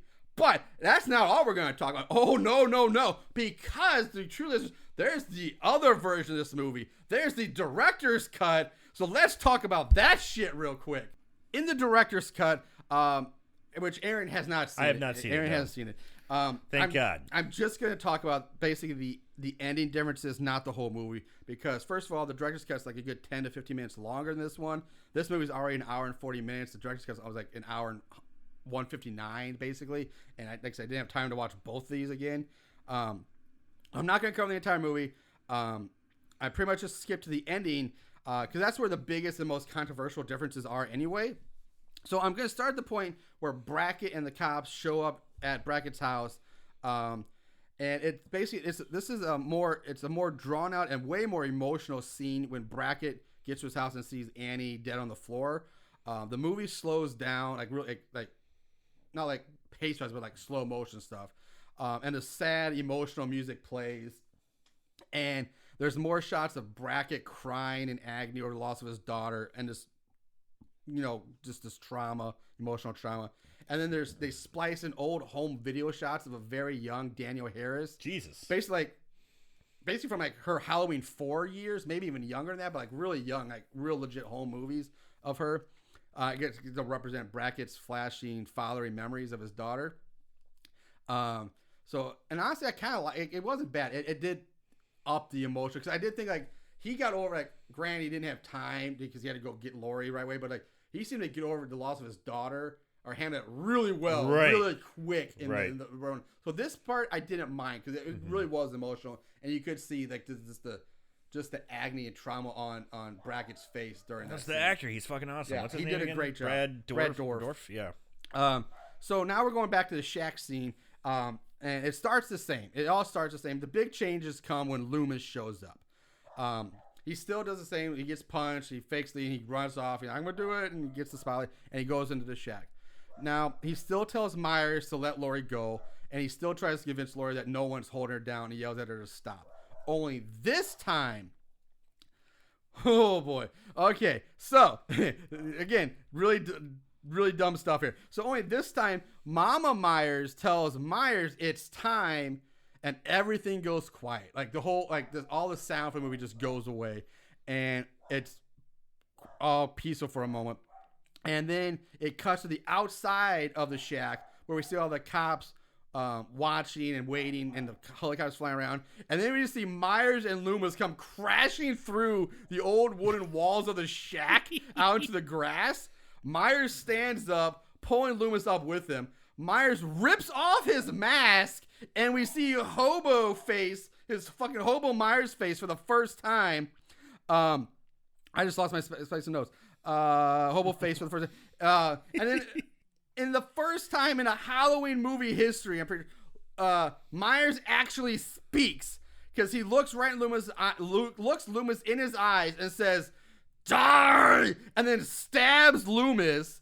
Once Loomis's body hits the ground, Brackett orders the cops to open fire, and then we get more slow motion montage of Myers just getting riddled with bullets, and it's like almost like guys like fucking platoon style, just boom, boom, boom, boom. He's like shaking in slow motion, squibs flying off, exploding everywhere. And by the way, for some reason, I don't know why, but in this scene where we see Myers' face with his scraggly hair and big ass hobo beard, like, he kind of looked like Bruiser Brody in this scene to me. Like, if anybody watched that reference, he looked like Bruiser Brody, which is like a dirtier, scraggier beard. Anyway, Myers drops to his knees and then collapses to the ground dead. Now, Lori exits the shack, led by Mama Myers, like she's leading her out. She goes over to Michael as all the cops stand there watching. She picks up the giant Bowie sword, basically, goes over to Loomis, who might still be alive. I don't know. She stands over him. And then gunshots ring out, and Lori gets peppered with bullets. And she begins to fall over dead. And like mid-fall, it freeze frames. And then a slowed down rendition of Love Hurts starts playing. Oh! Love hurts. What? Love scars. Oh, no. Love moons. And Mars. Takes a lot. I can't do it. But it's really slowed down, weird version of that starts playing. And then we get an aerial shot of Myers, Lori, and Loomis all dead on the ground, like this little triangle formation, as the camera slowly zooms in down on Lori. And then it crossfades to the long white hallway. And I do say hallway because there's a goddamn water fountain and other halls that branch off this thing. So it's a fucking hallway. And then we see Mama Myers leading the white horse towards Lori. And then we see Lori sitting on the white bed, and she looks up, and that hallway has changed to a room. All the offshoot hallways, the water fountain, they're all gone. It's a room again. So that's fucking bullshit and still makes no sense. Anyway, so she sits there, she looks up, and again, Myers is leading the white horse, Mama Myers is leading that white horse down towards her, and we see the same evil smile starts to form on her face. Blackout, roll credits as the Love Hurts song continues over the credits, and these black and white pictures of all like the murders of the last two movies combined. And then that ends, and then like the Halloween, the Halloween music plays, and as the rest of the credits roll. That's the director's cut ending. So, Lori, and that one Lori gets killed, but that's what I don't understand. Is she fucking dead? If she's dead, like in the first movie, the ending of the first one is supposed to like Lori is in a mental, she goes crazy, she's locked up now, and now she's having mama, she's gonna be the next Myers, blah blah blah. Right. Very similar, like try to do with Daniel Harris in the fourth one, or what's the fifth one? Fourth one. Yeah. No! That's my Loomis impersonation. Yeah. No! So I kind of get that with the first movie, but this movie, I don't fucking get this at all. First of all, we know it's coming. You know it's coming. So if she's riddled with bullets, she's dead. Why are we seeing her dressed in a hospital gown in the hospital bed? Is she she's supposed to be fucking dead? Is this her now? She's her ghost, her spirit joined with Mama Myers? Where's Kid Myers at this point? Where's Michael? Shouldn't they all be there? The whole point is them to be a family to get them to reconnect, but he's gone. She's there. I don't know why. If she is dead, why is she envisioning herself in a mental hospital? Why not like riding the horse down a beach with Mama Myers playing in the sand or something? I don't fucking know. Why is this happening? Nothing about this makes any goddamn sense. So, but there's the big difference is Michael Myers speaks. You see his hobo face, the Bruiser Brody face. Lori gets destroyed with bullets, riddled with bullets, and nothing makes fucking sense. So you have Michael Myers speaking for the first time ever. I Well, as an adult. I've heard get rid of the child mind. Right. Stuff. I've heard people dog, him saying die, and I agree. I think that's kind of stupid. But what would you have him say? What would you have him say in that moment? I think I would have him say. Yes. I think I have him go EI. Fuck yeah. I think that's the only thing you can do right there. In that situation, you just pull out the EI. Yeah. Uh-oh. What's stabbing tonight? There we go.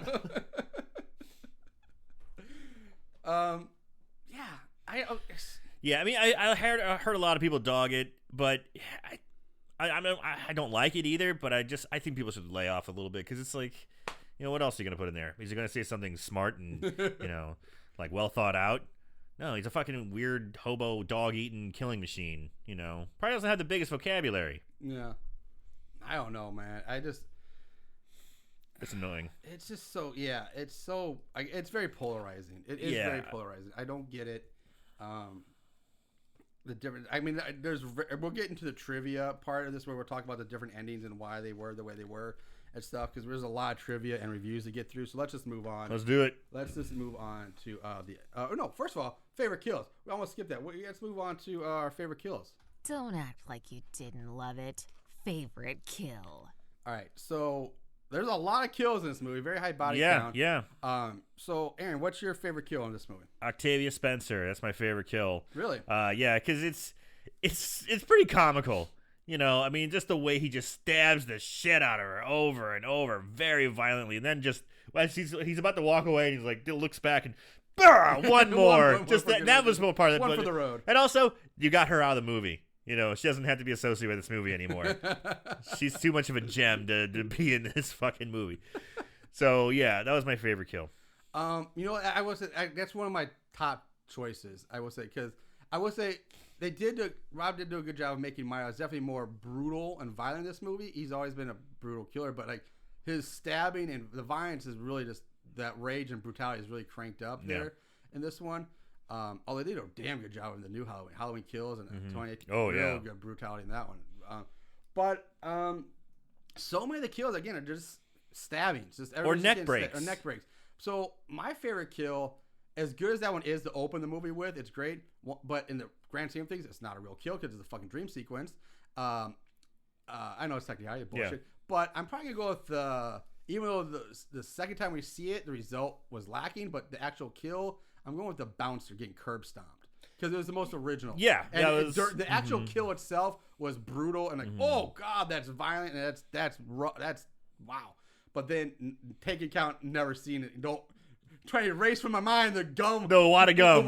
Don't pay attention to the wad of gum. But the actual kill itself, that was probably going to be. I'll go with that one. Runner up might be the hillbilly father on the antlers. But anyway, I'm going bouncer. All right, so there you go. There's our favorite kills. Let's move on to this week's odds and ends. Just when you thought it was over, here comes the odds and ends. All right, so ratings. IMDb gives it a 4.8 out of 10. Rotten Tomatoes, 22% on the old thermometer meter, but a 45% audience score, which I actually kind of thought was higher than I expected for this movie. There's a lot of Rob Zombie fans out there. I guess, but still, I hear so many more bad things about his movies than good. So from people, so I was surprised by it. Amazon fucking loves this movie. Really? 4.6 out of 5. Wow, that's pretty high. That's really high. Plot keywords. Oh shit, boys. 202 plot keywords. And some of them make zero goddamn sense as why people put these in as plot keywords. Like in the movie, yeah, but like why anybody would look these up as plot keywords, I don't get it. Let's see. So we have Japanese CAE. I don't even know what that is, but that's a plot keyword. Huh. Mitsubishi 3000 GT, very specific. And Mitsubishi motor vehicle. All three of those are plot keywords. Yeah. Nitro gloves or is that nitro? Yeah, nitro gloves. Latex gloves, sure. Yeah. Nerd glasses. Okay. F word. Yeah, probably the best accurate. That's all what you need. That's what you need. What do you need to know about Halloween 2? Fuck. That's all you need. Bad guy. It's like written by a 3-year-old. There's a bad guy in this movie. F word. Cow in the road. Yeah. Dictionary definition in screen text. Okay. Urination. Interrupted sex. Okay. Pizza. Oh. That's so stupid. It's so stupid and random.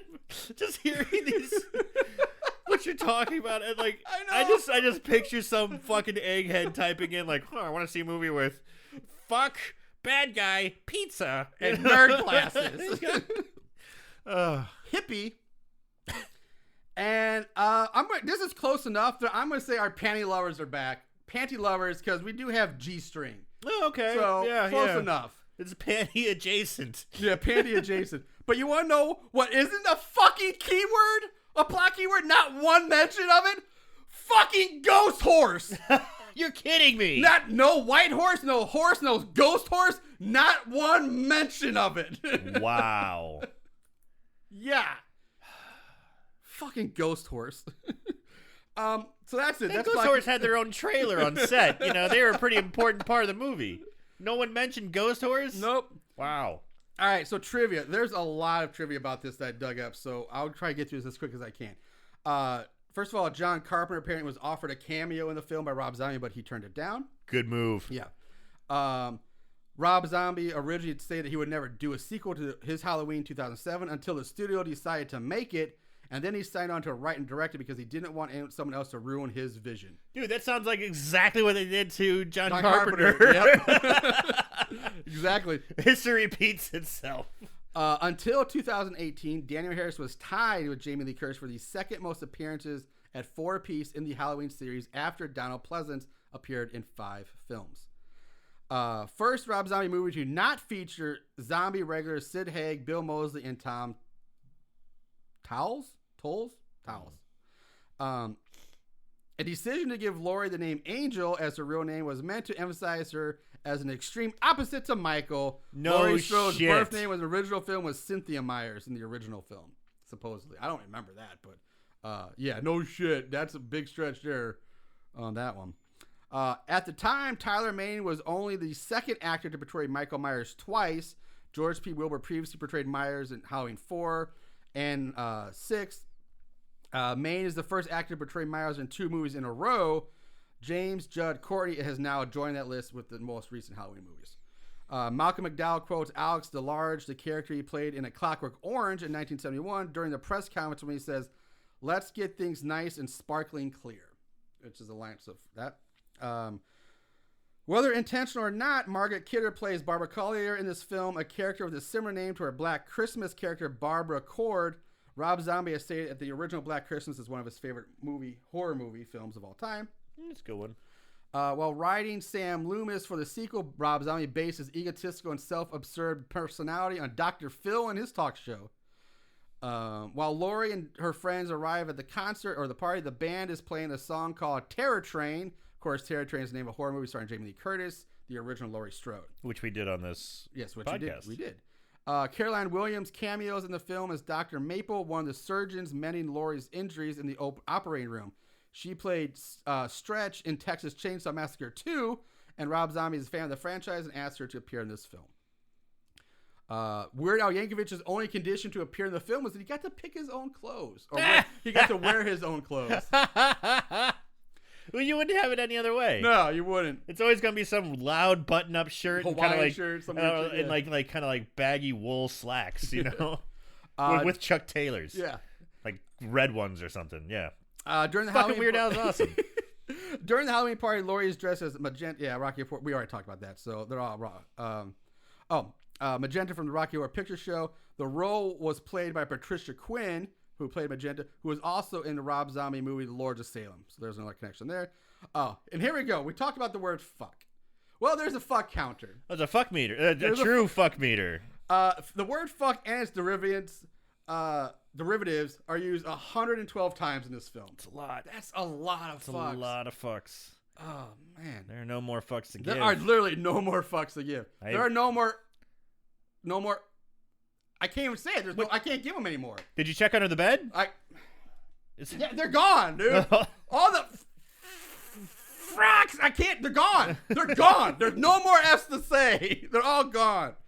Damn you, Rob Zombie. This is the second Halloween film to reference serial killer Jeffrey Dahmer, the first time being in Halloween: The Curse of Michael Myers during the Barry Sims radio talk show. Production for the film was very troubled as Rob Zombie frequently clashed with the Weinsteins, who were difficult to work with because I guess they were trying to bang everybody. One egregious interference was when 2 weeks of shooting was slashed from the schedule on the first day of filming, forcing Zombie to tear out pages of the script that he would not be able to film otherwise. Bill Moseley, Rob Zombie regular, was actually scheduled to appear in the film as the bouncer at the strip club, but he only worked for 1 day. The studio interference caused him to quit the shoot and leave. This forced Rob Zombie to scramble to hire a replacement actor quickly, even though there was no time to hold auditions for the recast. Jeff Daniel Phillips ultimately had to fill in for the role, even though he was already playing another character in the same film. So I guess the bouncer was playing 2 different characters. Didn't notice. I think he might. I don't know if he was. No, he wasn't one of the EMTs. I don't know who he was. Rob Zombie had nearly every main character killed off in the ending, including Michael Myers and Laurie. Although she does die in the director's cut, and finally ensures that another film could not be made. Despite this, the mentioned films insisted on a third film, and Zombie walked away from such plans, not wanting to be involved with it. This film ultimately underperformed financially and was panned by fans and critics alike, casting a doubt on a sequel. After years of no development, Dimension Films and the Weinstein Company finally surrendered the rights to the franchise to Universal Pictures and Blumhouse, resulting in Halloween 2018. So much better. So luckily, this was enough of a bomb to stop any kind of Halloween 3 from being made, and we got the new ones now. Season of the bitch. Hell yeah! In an unrated director's cut, Laurie is much quicker to anger due to her PTSD and gets into arguments with Annie and her psychiatrist. These moments were cut from the theatrical version, presumably to make Laurie more likable. The unrated ending sees her turn completely psychotic as she is shot and killed by the police during Miles. Yeah, and that's right. I do remember seeing that. I do remember watching the director's cut years ago, and remember watching it and thinking, Laurie is a fucking terrible person in the director's cut. I do remember thinking that the first time I watched it years ago, like, she is just horrible. So it actually works out. She's got that Myers blood, man. Yeah, but you don't want your main character to be so unlikable that nobody cares. You want to be somewhat sympathetic. And the director's cut did do, like I said, I didn't watch it all the way through this time, but I do remember that being an issue the first time I watched it, because I just couldn't stand her in this movie at all. I didn't like her very much in this movie at all either. Yeah, you know? It's even worse than the director's cut. The theatrical cut ending was a reshoot enforced by the Weinsteins. The original ending saw all principal characters killed, including Laurie killed off, which did not go over well with the Weinsteins. To keep the possibility of yet another sequel alive, Zombie is forced to reshoot the ending. That's the one we see in the theatrical version, and that's why you get the director's cut instead. Rob Zombie never intended to make a sequel, and to make sure one couldn't be made, he killed off Laurie and shot Michael. This was in the first movie.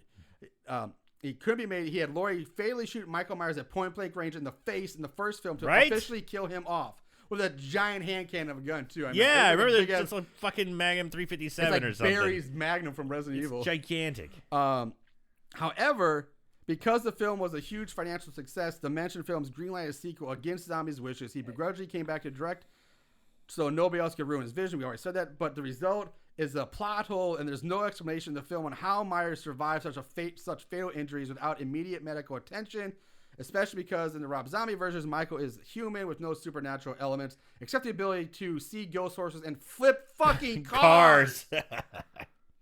And have ninja magic to sneak around houses. And it's so funny because it's like you see the size and musculature that they portray Michael Myers having, and then they show him as a little boy in the hospital. He's this like pudgy little like kid, you know. Yeah. He had a major growth spurt there somewhere. And who gave him the steroids in there? who gave him access to the weight room? It's ridiculous. A popular fan theory of fans on the Halloween franchise is that Rob Zombie's original intention was that Michael Myers died when Laurie shot him, and all his appearances in the second film were hallucinations. In the end, it would have been revealed that all the murders Michael committed in the film were actually committed by Laurie, and he hallucinated Michael committing them due to developing dissociative identity disorder because of the trauma of the first film and genetically disposed by mental illness.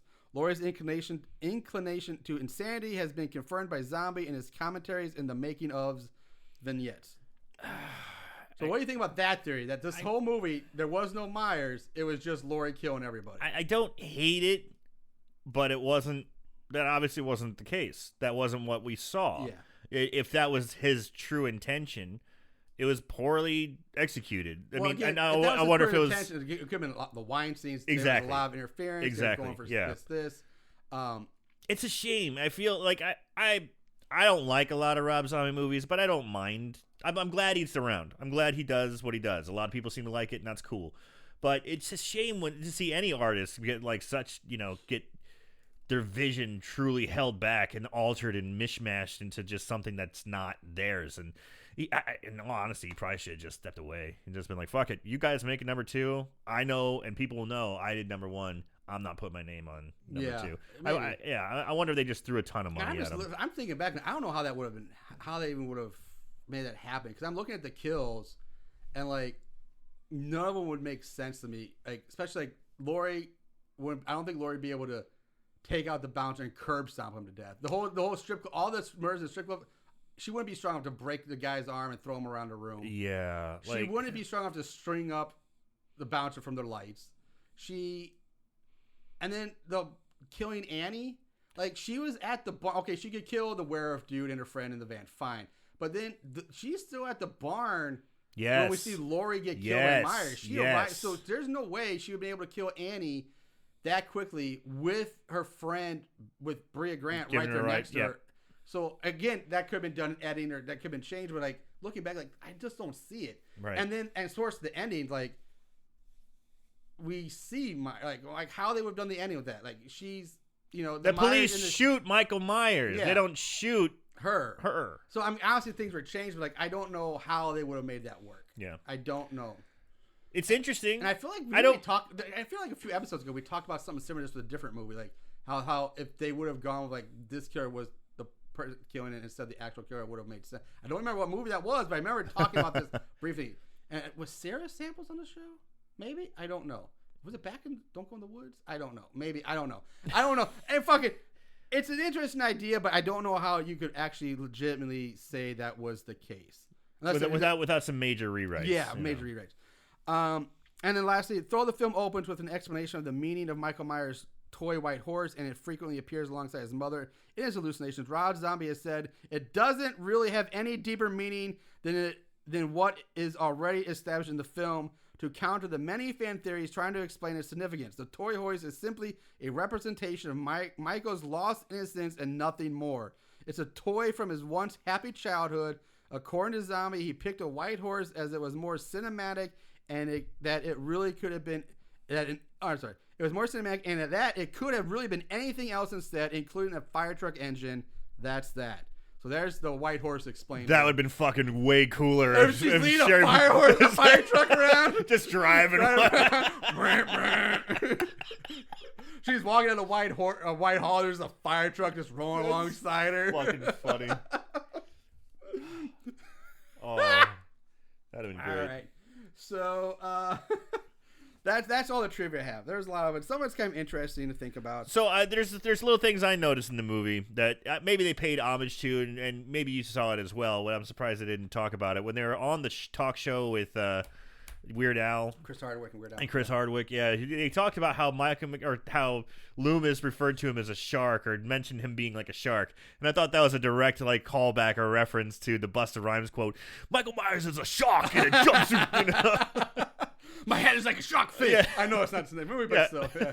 But yeah, so I was like, okay, that has to be a little. No, I did pick up on that. How odd is it to truly bring up shark when you're talking about Michael Myers? They did it in Resurrection. It was fucking weird then, and they do it again. And like that has to be to connection. Man, I like to think that is. I did not think about that. Yeah. So and then also we already talked about number 2, Halloween 2, in the hospital. Yeah. The first 20 minutes of the movie, which is really good. I thought was good. There's that, and then I think there's even somewhat of an homage to number 4 when there's a police officer standing outside of Daniel Harris, Annie's house to protect her, and that kind of reminded me of number 4 when the cops were there watching big titty girl with Yeah. again Cops do it by the book shit. yeah, cops do it by the book. Yeah, again, the cop's daughter. Mm-hmm. So I thought that was kind of a at least there was it may not be history repeating itself, but it definitely rhymed. There was definitely some moment, some connection. I won't lie, there. I did not make those connections myself, but I do like the one with the shark though. I think that's kind of fun. All right, so that's our trivia. Let's move on to this week's budget game. They spent how much? The budget game. All right, and I got 4 numbers for you this week.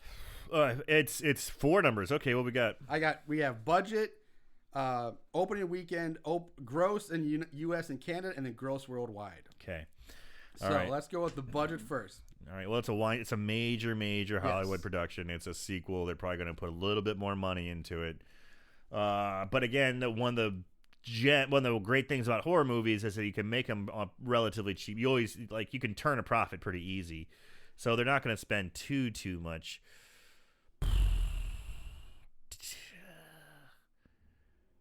It's so hard with. It was 2009 too. If that helps. Yeah. But 15 million to make it. Okay, what's the next number? Okay. Next weekend, or opening weekend. How much they made opening weekend? I'm sure a lot of people are excited to see it. He does have a following. I don't really know. 10 million. 10 mil. All right. In gross in U.S. and Canada. 75 million. 75. Okay. And gross worldwide. 300 million. Jesus Christ, you're going like Avengers money on that one. All right. Well, first of all, I was going to say I think you were cheating and that you saw my notes because budget. You guessed exactly right on the dot. You get both showcases. No way! Oh my God! I did not see your notes. I did not. $15 million is the budget. Wow! Then things got away from you. All right, those numbers are tough. All right, opening weekend, kind of close. Not but close. Opening week, you guessed 10 million. Opening weekend budget was $16,349,565. Wow, 16. So close. Yeah, I'm not gonna give you the fail horn, but you're close. yeah. You're not I'm in the neck of the woods. Yeah. So it made money in its opening weekend. Now this shit gets fun. Yeah. Gross U.S. and Canada, you guessed 75 million. It grossed. Remember, I even said in my notes, it was a financial kind of flop. Didn't really do well. It grossed $33,392,973 in U.S. and Canada. Okay, I don't like the way the world number's gonna look now. Yeah. Gross worldwide. Let's refresh people. You guessed $300 million. Yes, I did. Gross worldwide. $39,421,467. Oh. You take a 0 off there. I'm not that far off. Time for Aaron to blow his I wad. haven't had to blow your wad on that one. I know. Whoops. I didn't have to blow your wad one there. So. Well, hey, I nailed the budget, though. You did get the budget. Yes. Nailed it. You nailed it. Good job with that. All right. So let's move on to Mortal Kombat Combat. At the end of this day, one shall stand, one shall fall.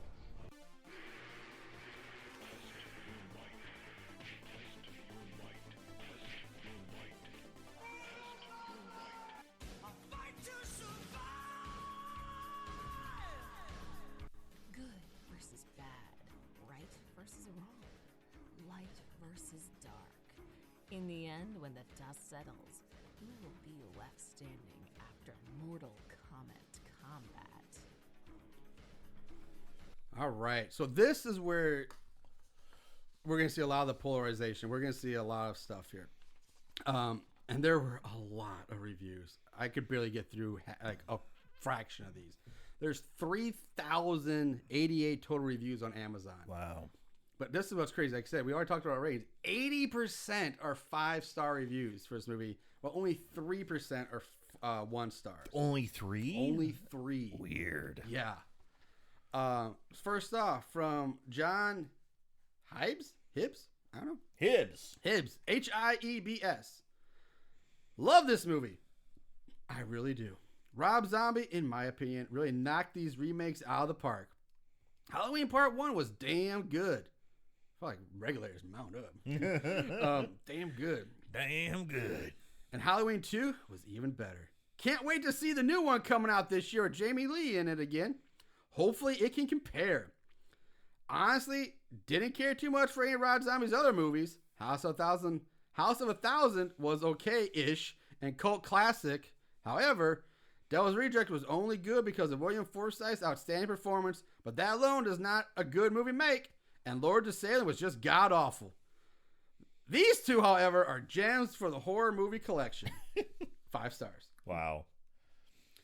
It's like you see there's some sanity there, but then he says this is great. Sorry, Hibbs. Amy Terrell. I absolutely love Halloween, and love the John Carpenter ones as well as Rob Zombie ones. The Rob Zombie Halloweens follow a different storyline, and it has more gore in it. Looks way more realistic. 5 stars. Yeah, because realism was a problem in the John Carpenter one. That was too. Myers actually stalking around a babysitter doing normal things. Nah, but Myers flipping a fucking car like walking around ninja with ghost horses. That's realistic. Going to one of the biggest Halloween parties in the country, with nobody seeing him in the middle of a cornfield. Yeah. From Juro. Critics are dumb. I just watched both of RZ's Halloweens, and I'm amazed that these are by far the best 2 movies of the entire franchise. Oof. Though I have not seen Halloween Kills yet. Both of RZ's films are much better horror films than the 2018 Halloween. Hell no! Thank you. They're more exciting, have more violence. Myers is far more complex and interesting character. The supernatural element in Part 2 set it apart from Part 1, but keeps it unique. There's not a dull moment in the entire film. If you like adrenaline pumping thrill ride horror shows, both of RZ's Halloweens are where it's at. It's so funny to me reading reviews complaining about the violence. What the heck did you think Halloween was about? It's about an unkillable serial killer who maims and murders literally everyone he comes in contact with, except kids. If you don't want to see violence, maybe don't watch a horror movie. 5 stars. To the reviewer's point, that was an issue with Halloween Kills. There was 2 very well-known complaints. One came from someone who was a aspiring firefighter, isn't even a firefighter. He wants to be a firefighter, and he wanted he would started a petition to get the scene where he kills the firefighters removed because firefighters are brave people and they are trying to help. Christ. That was his thing. That was the hill he wanted to die on. The other one that was also really fucked up was a lot of people were saying Michael Myers is a homophobe because he killed the gay couple, the Johns. I saw that one. And that is just fucking ridiculous. That's the stupidest That's thing. the stupidest. They're both just pretty stupid. Fucking retarded. I'm using the word there. That person might have mental issues. You love saying that. I think you now are just trying to find a time to use it. You're just this kid in the 80s who just can't stop saying it. Come on, evolve, Marshall. It's fucktarded. Oh, jeez. Anyway, all right, let's move. From Sam. This is the mother of slasher flicks. Collectors and crazy horror fans will love it. 5 stars. Real simple, easy there. All right. From TK. At first, I bought this movie thinking it was the old Halloween 2 from the 80s, not this Rob Zombie's crap. My bad. Surprisingly, I enjoy this version more than I thought. Enough to catch the first one that just happened to play on TV last week. Dr. Loomis in this version is completely different from who I remembered. He is much more greedy and very businessman-like. The setting is more of Texas Chainsaw Massacre / Jason vs. Freddy movies than Halloween movies. Maybe in the fact that you have a dirty, filthy house like the Texas Chainsaw House, but I don't know about Jason vs. Freddy. All the characters that affected by Michael are much more damaged than original, especially Laurie. Oh, and poor Annie. For those who saw, that was brutal what Michael has done to her. Surprisingly, actor Brad Dourif, who played Sheriff Lee, is the weakest one here. Oh, fuck you. His act wasn't believable in the Annie scene I've mentioned earlier. Weird Al was briefly in this movie in a really funny scene with Chris Hardwick. Give it a try. You might like this movie. I did. Winky smiley face. 5 stars. This one is weird. It's so short. If I'm Tim, the review is titled, "This movie is underrated." And the review itself just says, "It's a DVD." 5 stars. Cool. Thanks for the review. All right. Lastly, from Cornelius G. Kelly. After seeing Rob Zombie's Halloween unrated director's cut, widescreen 2-disc special edition, Ooh. my lover and I have been waiting with cracking nails for Rob Zombie's sequel to his masterpiece Halloween. Cracking nails. Yep. I have to confess that we have seen Rob Zombie's Halloween at least 50 times. We try to watch it at least once a week. Ugh. Finally, Halloween 2, the unrated director's cut, arrived yesterday, and last night we set up to see if this was going to be another masterpiece for Zombie, but more importantly, another masterpiece we could enjoy. After a moment, we fastened our seatbelts, smiley face, and went for one hell of a ride. Ugh. We couldn't help commenting to each other on how fantastic it was as we were sucked in. Every scene was more terrifying than the last. Taylor Scout Compton, actually it's Scout Taylor Compton, took her role as Laurie Strode and ripped it apart with fiendish, feverish frenzy. Best horror female we've ever seen. We knew Walmart was selling it, and it was there today. Walmart was selling it and was there today doing some white trash shopping. We went by the DVD section. The entire wall display for Halloween 2 was empty, and now we know why. We can't understand why people gave it 1 star. Maybe she didn't get the promised surprise from their date that night. Fell asleep drinking too much before the movie? Forget to leave the lobby and game area to see the whole film? Or a grudge about something? Jamie Lee Curtis, originally the role of Laurie Strode in John Carpenter's Halloween, and later blew our socks off in both Halloween H2O and Halloween Resurrection. Our Jamie could never be replaced. Yet Scout Taylor Compton brought such life to Laurie to make us believe that she's Laurie that now we have 2 flawless Laurie Strodes, but really only one can be called Angel. 5 stars. White trash shopping at Walmart. Yep. And all the DVDs are gone. All of them are gone. Does that kind of give you a little hint? What were you shopping for? Spray paint to spray paint your house with some fucks on the wall? Put some fucks and pentagrams on your walls? Get a piss-soaked mattress to put in the corner?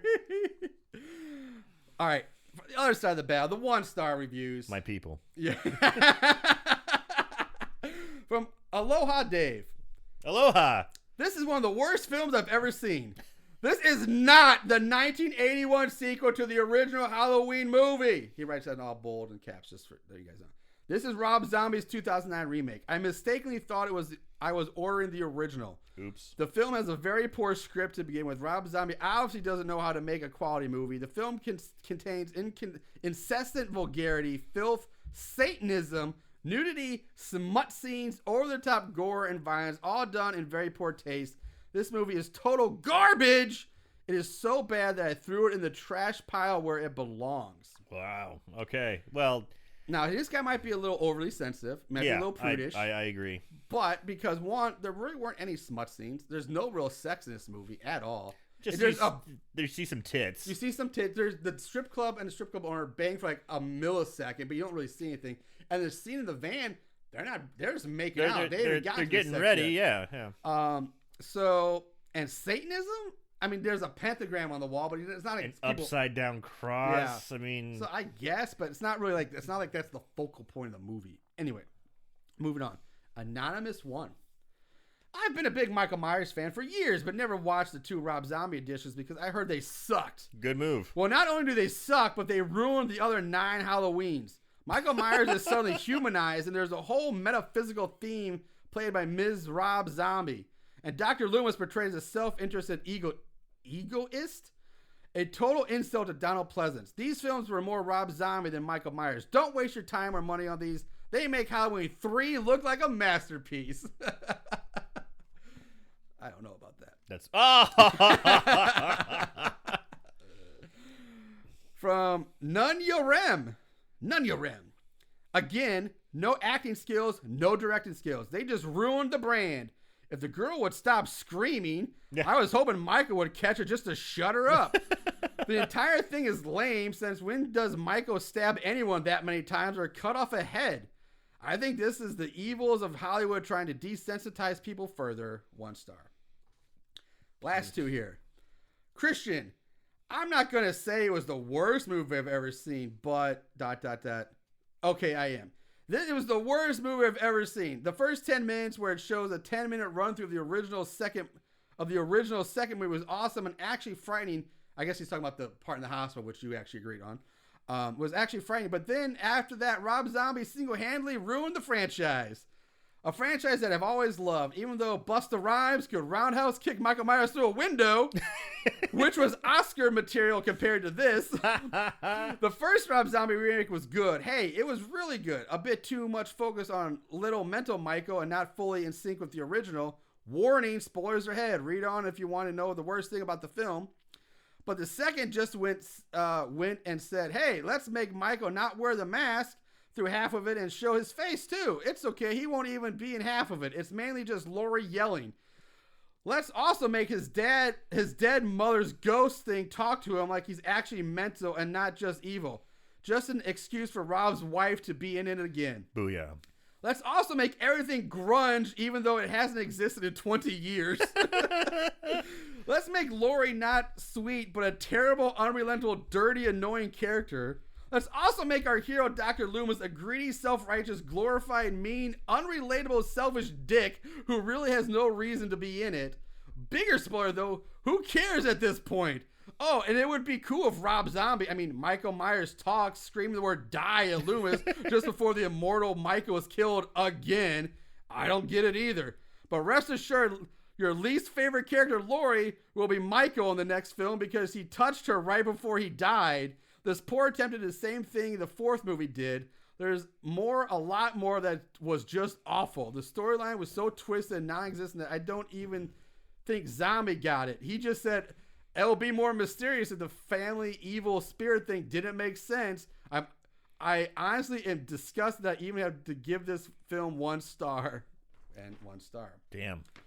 And lastly, from Trevor Dye, hot garbage from the master of mediocrity, Rob Zombie. 1 star. It's pretty funny. So there we have it. That's what there's the 2 sides of the battle. Aaron, what side of this war are you going to? What are our final thoughts as we wrap this up? To be perfectly honest, I didn't hate it as much as I thought I would. All right. I haven't seen it. I have not seen this movie until the podcast. Because you've never seen this before? No, I saw the Halloween Rob Zombie one, and I did not like that. I just didn't like the style. I don't really like a lot of Rob Zombie stuff. I know a lot of people do. Cool, great. That's your thing. It's just not mine. I'm just not into Rob Zombie stuff. So when I saw the Rob Zombie Halloween, I was like, do I really want to see the sequel? I really didn't like the first one. Fuck it. I'm not going to do it. And then I started hearing how fucking horrible it is. I'm like, well, I'm glad I didn't waste 2 hours of my life. Fortunately, it came back to bite me in the ass with this podcast. But I kept hearing so much negativity. I guess I went in with, my shit like flappers on, just ready to get pelted with it. Yeah. I came like I was going to go to a Gallagher show in the front row. Bring your poncho. I got my poncho. I'm ready to get completely sprayed. And the spray wasn't that bad. It sucked. I liked certain parts. I thought it was visually cool to look at. They had some great shots. We commented on that earlier. I really like that. I appreciate that. I like it when it can create mood and atmosphere just with, lighting techniques and, stuff like that. Some of his directing choices I didn't quite agree with, but whatever. He's trying something. The acting I thought was pretty good. I think everyone was. I thought Laurie was fucking annoying. I agree with a lot of the reviewers saying that she screamed way too much. The fuck meter got broken. There's a lot of things that sucked. Yes. You found an F. Where'd you find that one? I thought they were all gone. Dude, you're right. Where was that? Where was that hiding? I keep a couple special in a little wooden box I keep up on my mantle. So, I thought there were little homages to other previous Halloween movies. I'm still gonna say So Bad It's Scary because of all the fucking horse crap and if I find it hard saying it's so bad it's scary or so bad it's good, I'm kind of right there towards the center. I would give it 2.5 hell yes out of 5. I'm like right there in the middle. But I guess will I watch it again? No. So I'm gonna say So Bad It's Scary. All right. I'm kind of there with you. Like, there's a lot of things. There are some really visually nice shots with some of the lines. Other lines terrible because it's all just dirty red light in all the homes and everything's dark. But then there's some really pretty, cool shots as well. That said, I can try. I agree with you. I am not a big Rob Zombie fan either. I remember watching House of 1,000 Corpses, like back in like 04, 05 when it first came out. I couldn't tell you a damn thing about it other than I think it had something to do with a bunny or a guy in a bunny suit. I think maybe I don't even remember that. Devil's Rejects. I've tried to watch that movie like 3 or 4 times, and I keep getting either bored and distracted or I fall asleep. I've never gotten through the movie. So I've never seen it all the way through. These are really those only movies. In Lords of Salem, I tried to watch that. That was a boring piece of garbage. Hated that movie. I keep telling myself, should I even try to watch this 31? I've heard, is that supposed to be good? I don't know. I've heard that's a piece of shit too. Yeah, I don't know. But so when it comes to Rob Zombie movies, I don't have a good track record with them. No. Now, the Halloween remake, when it first came out, I think I was so excited about a new Halloween movie. Now, I was like, maybe I let my excitement about it like overtake my rationality of how good it was. I was like, oh, it's Halloween. Yeah, all right. It's fucking better than Resurrection, or something like yeah.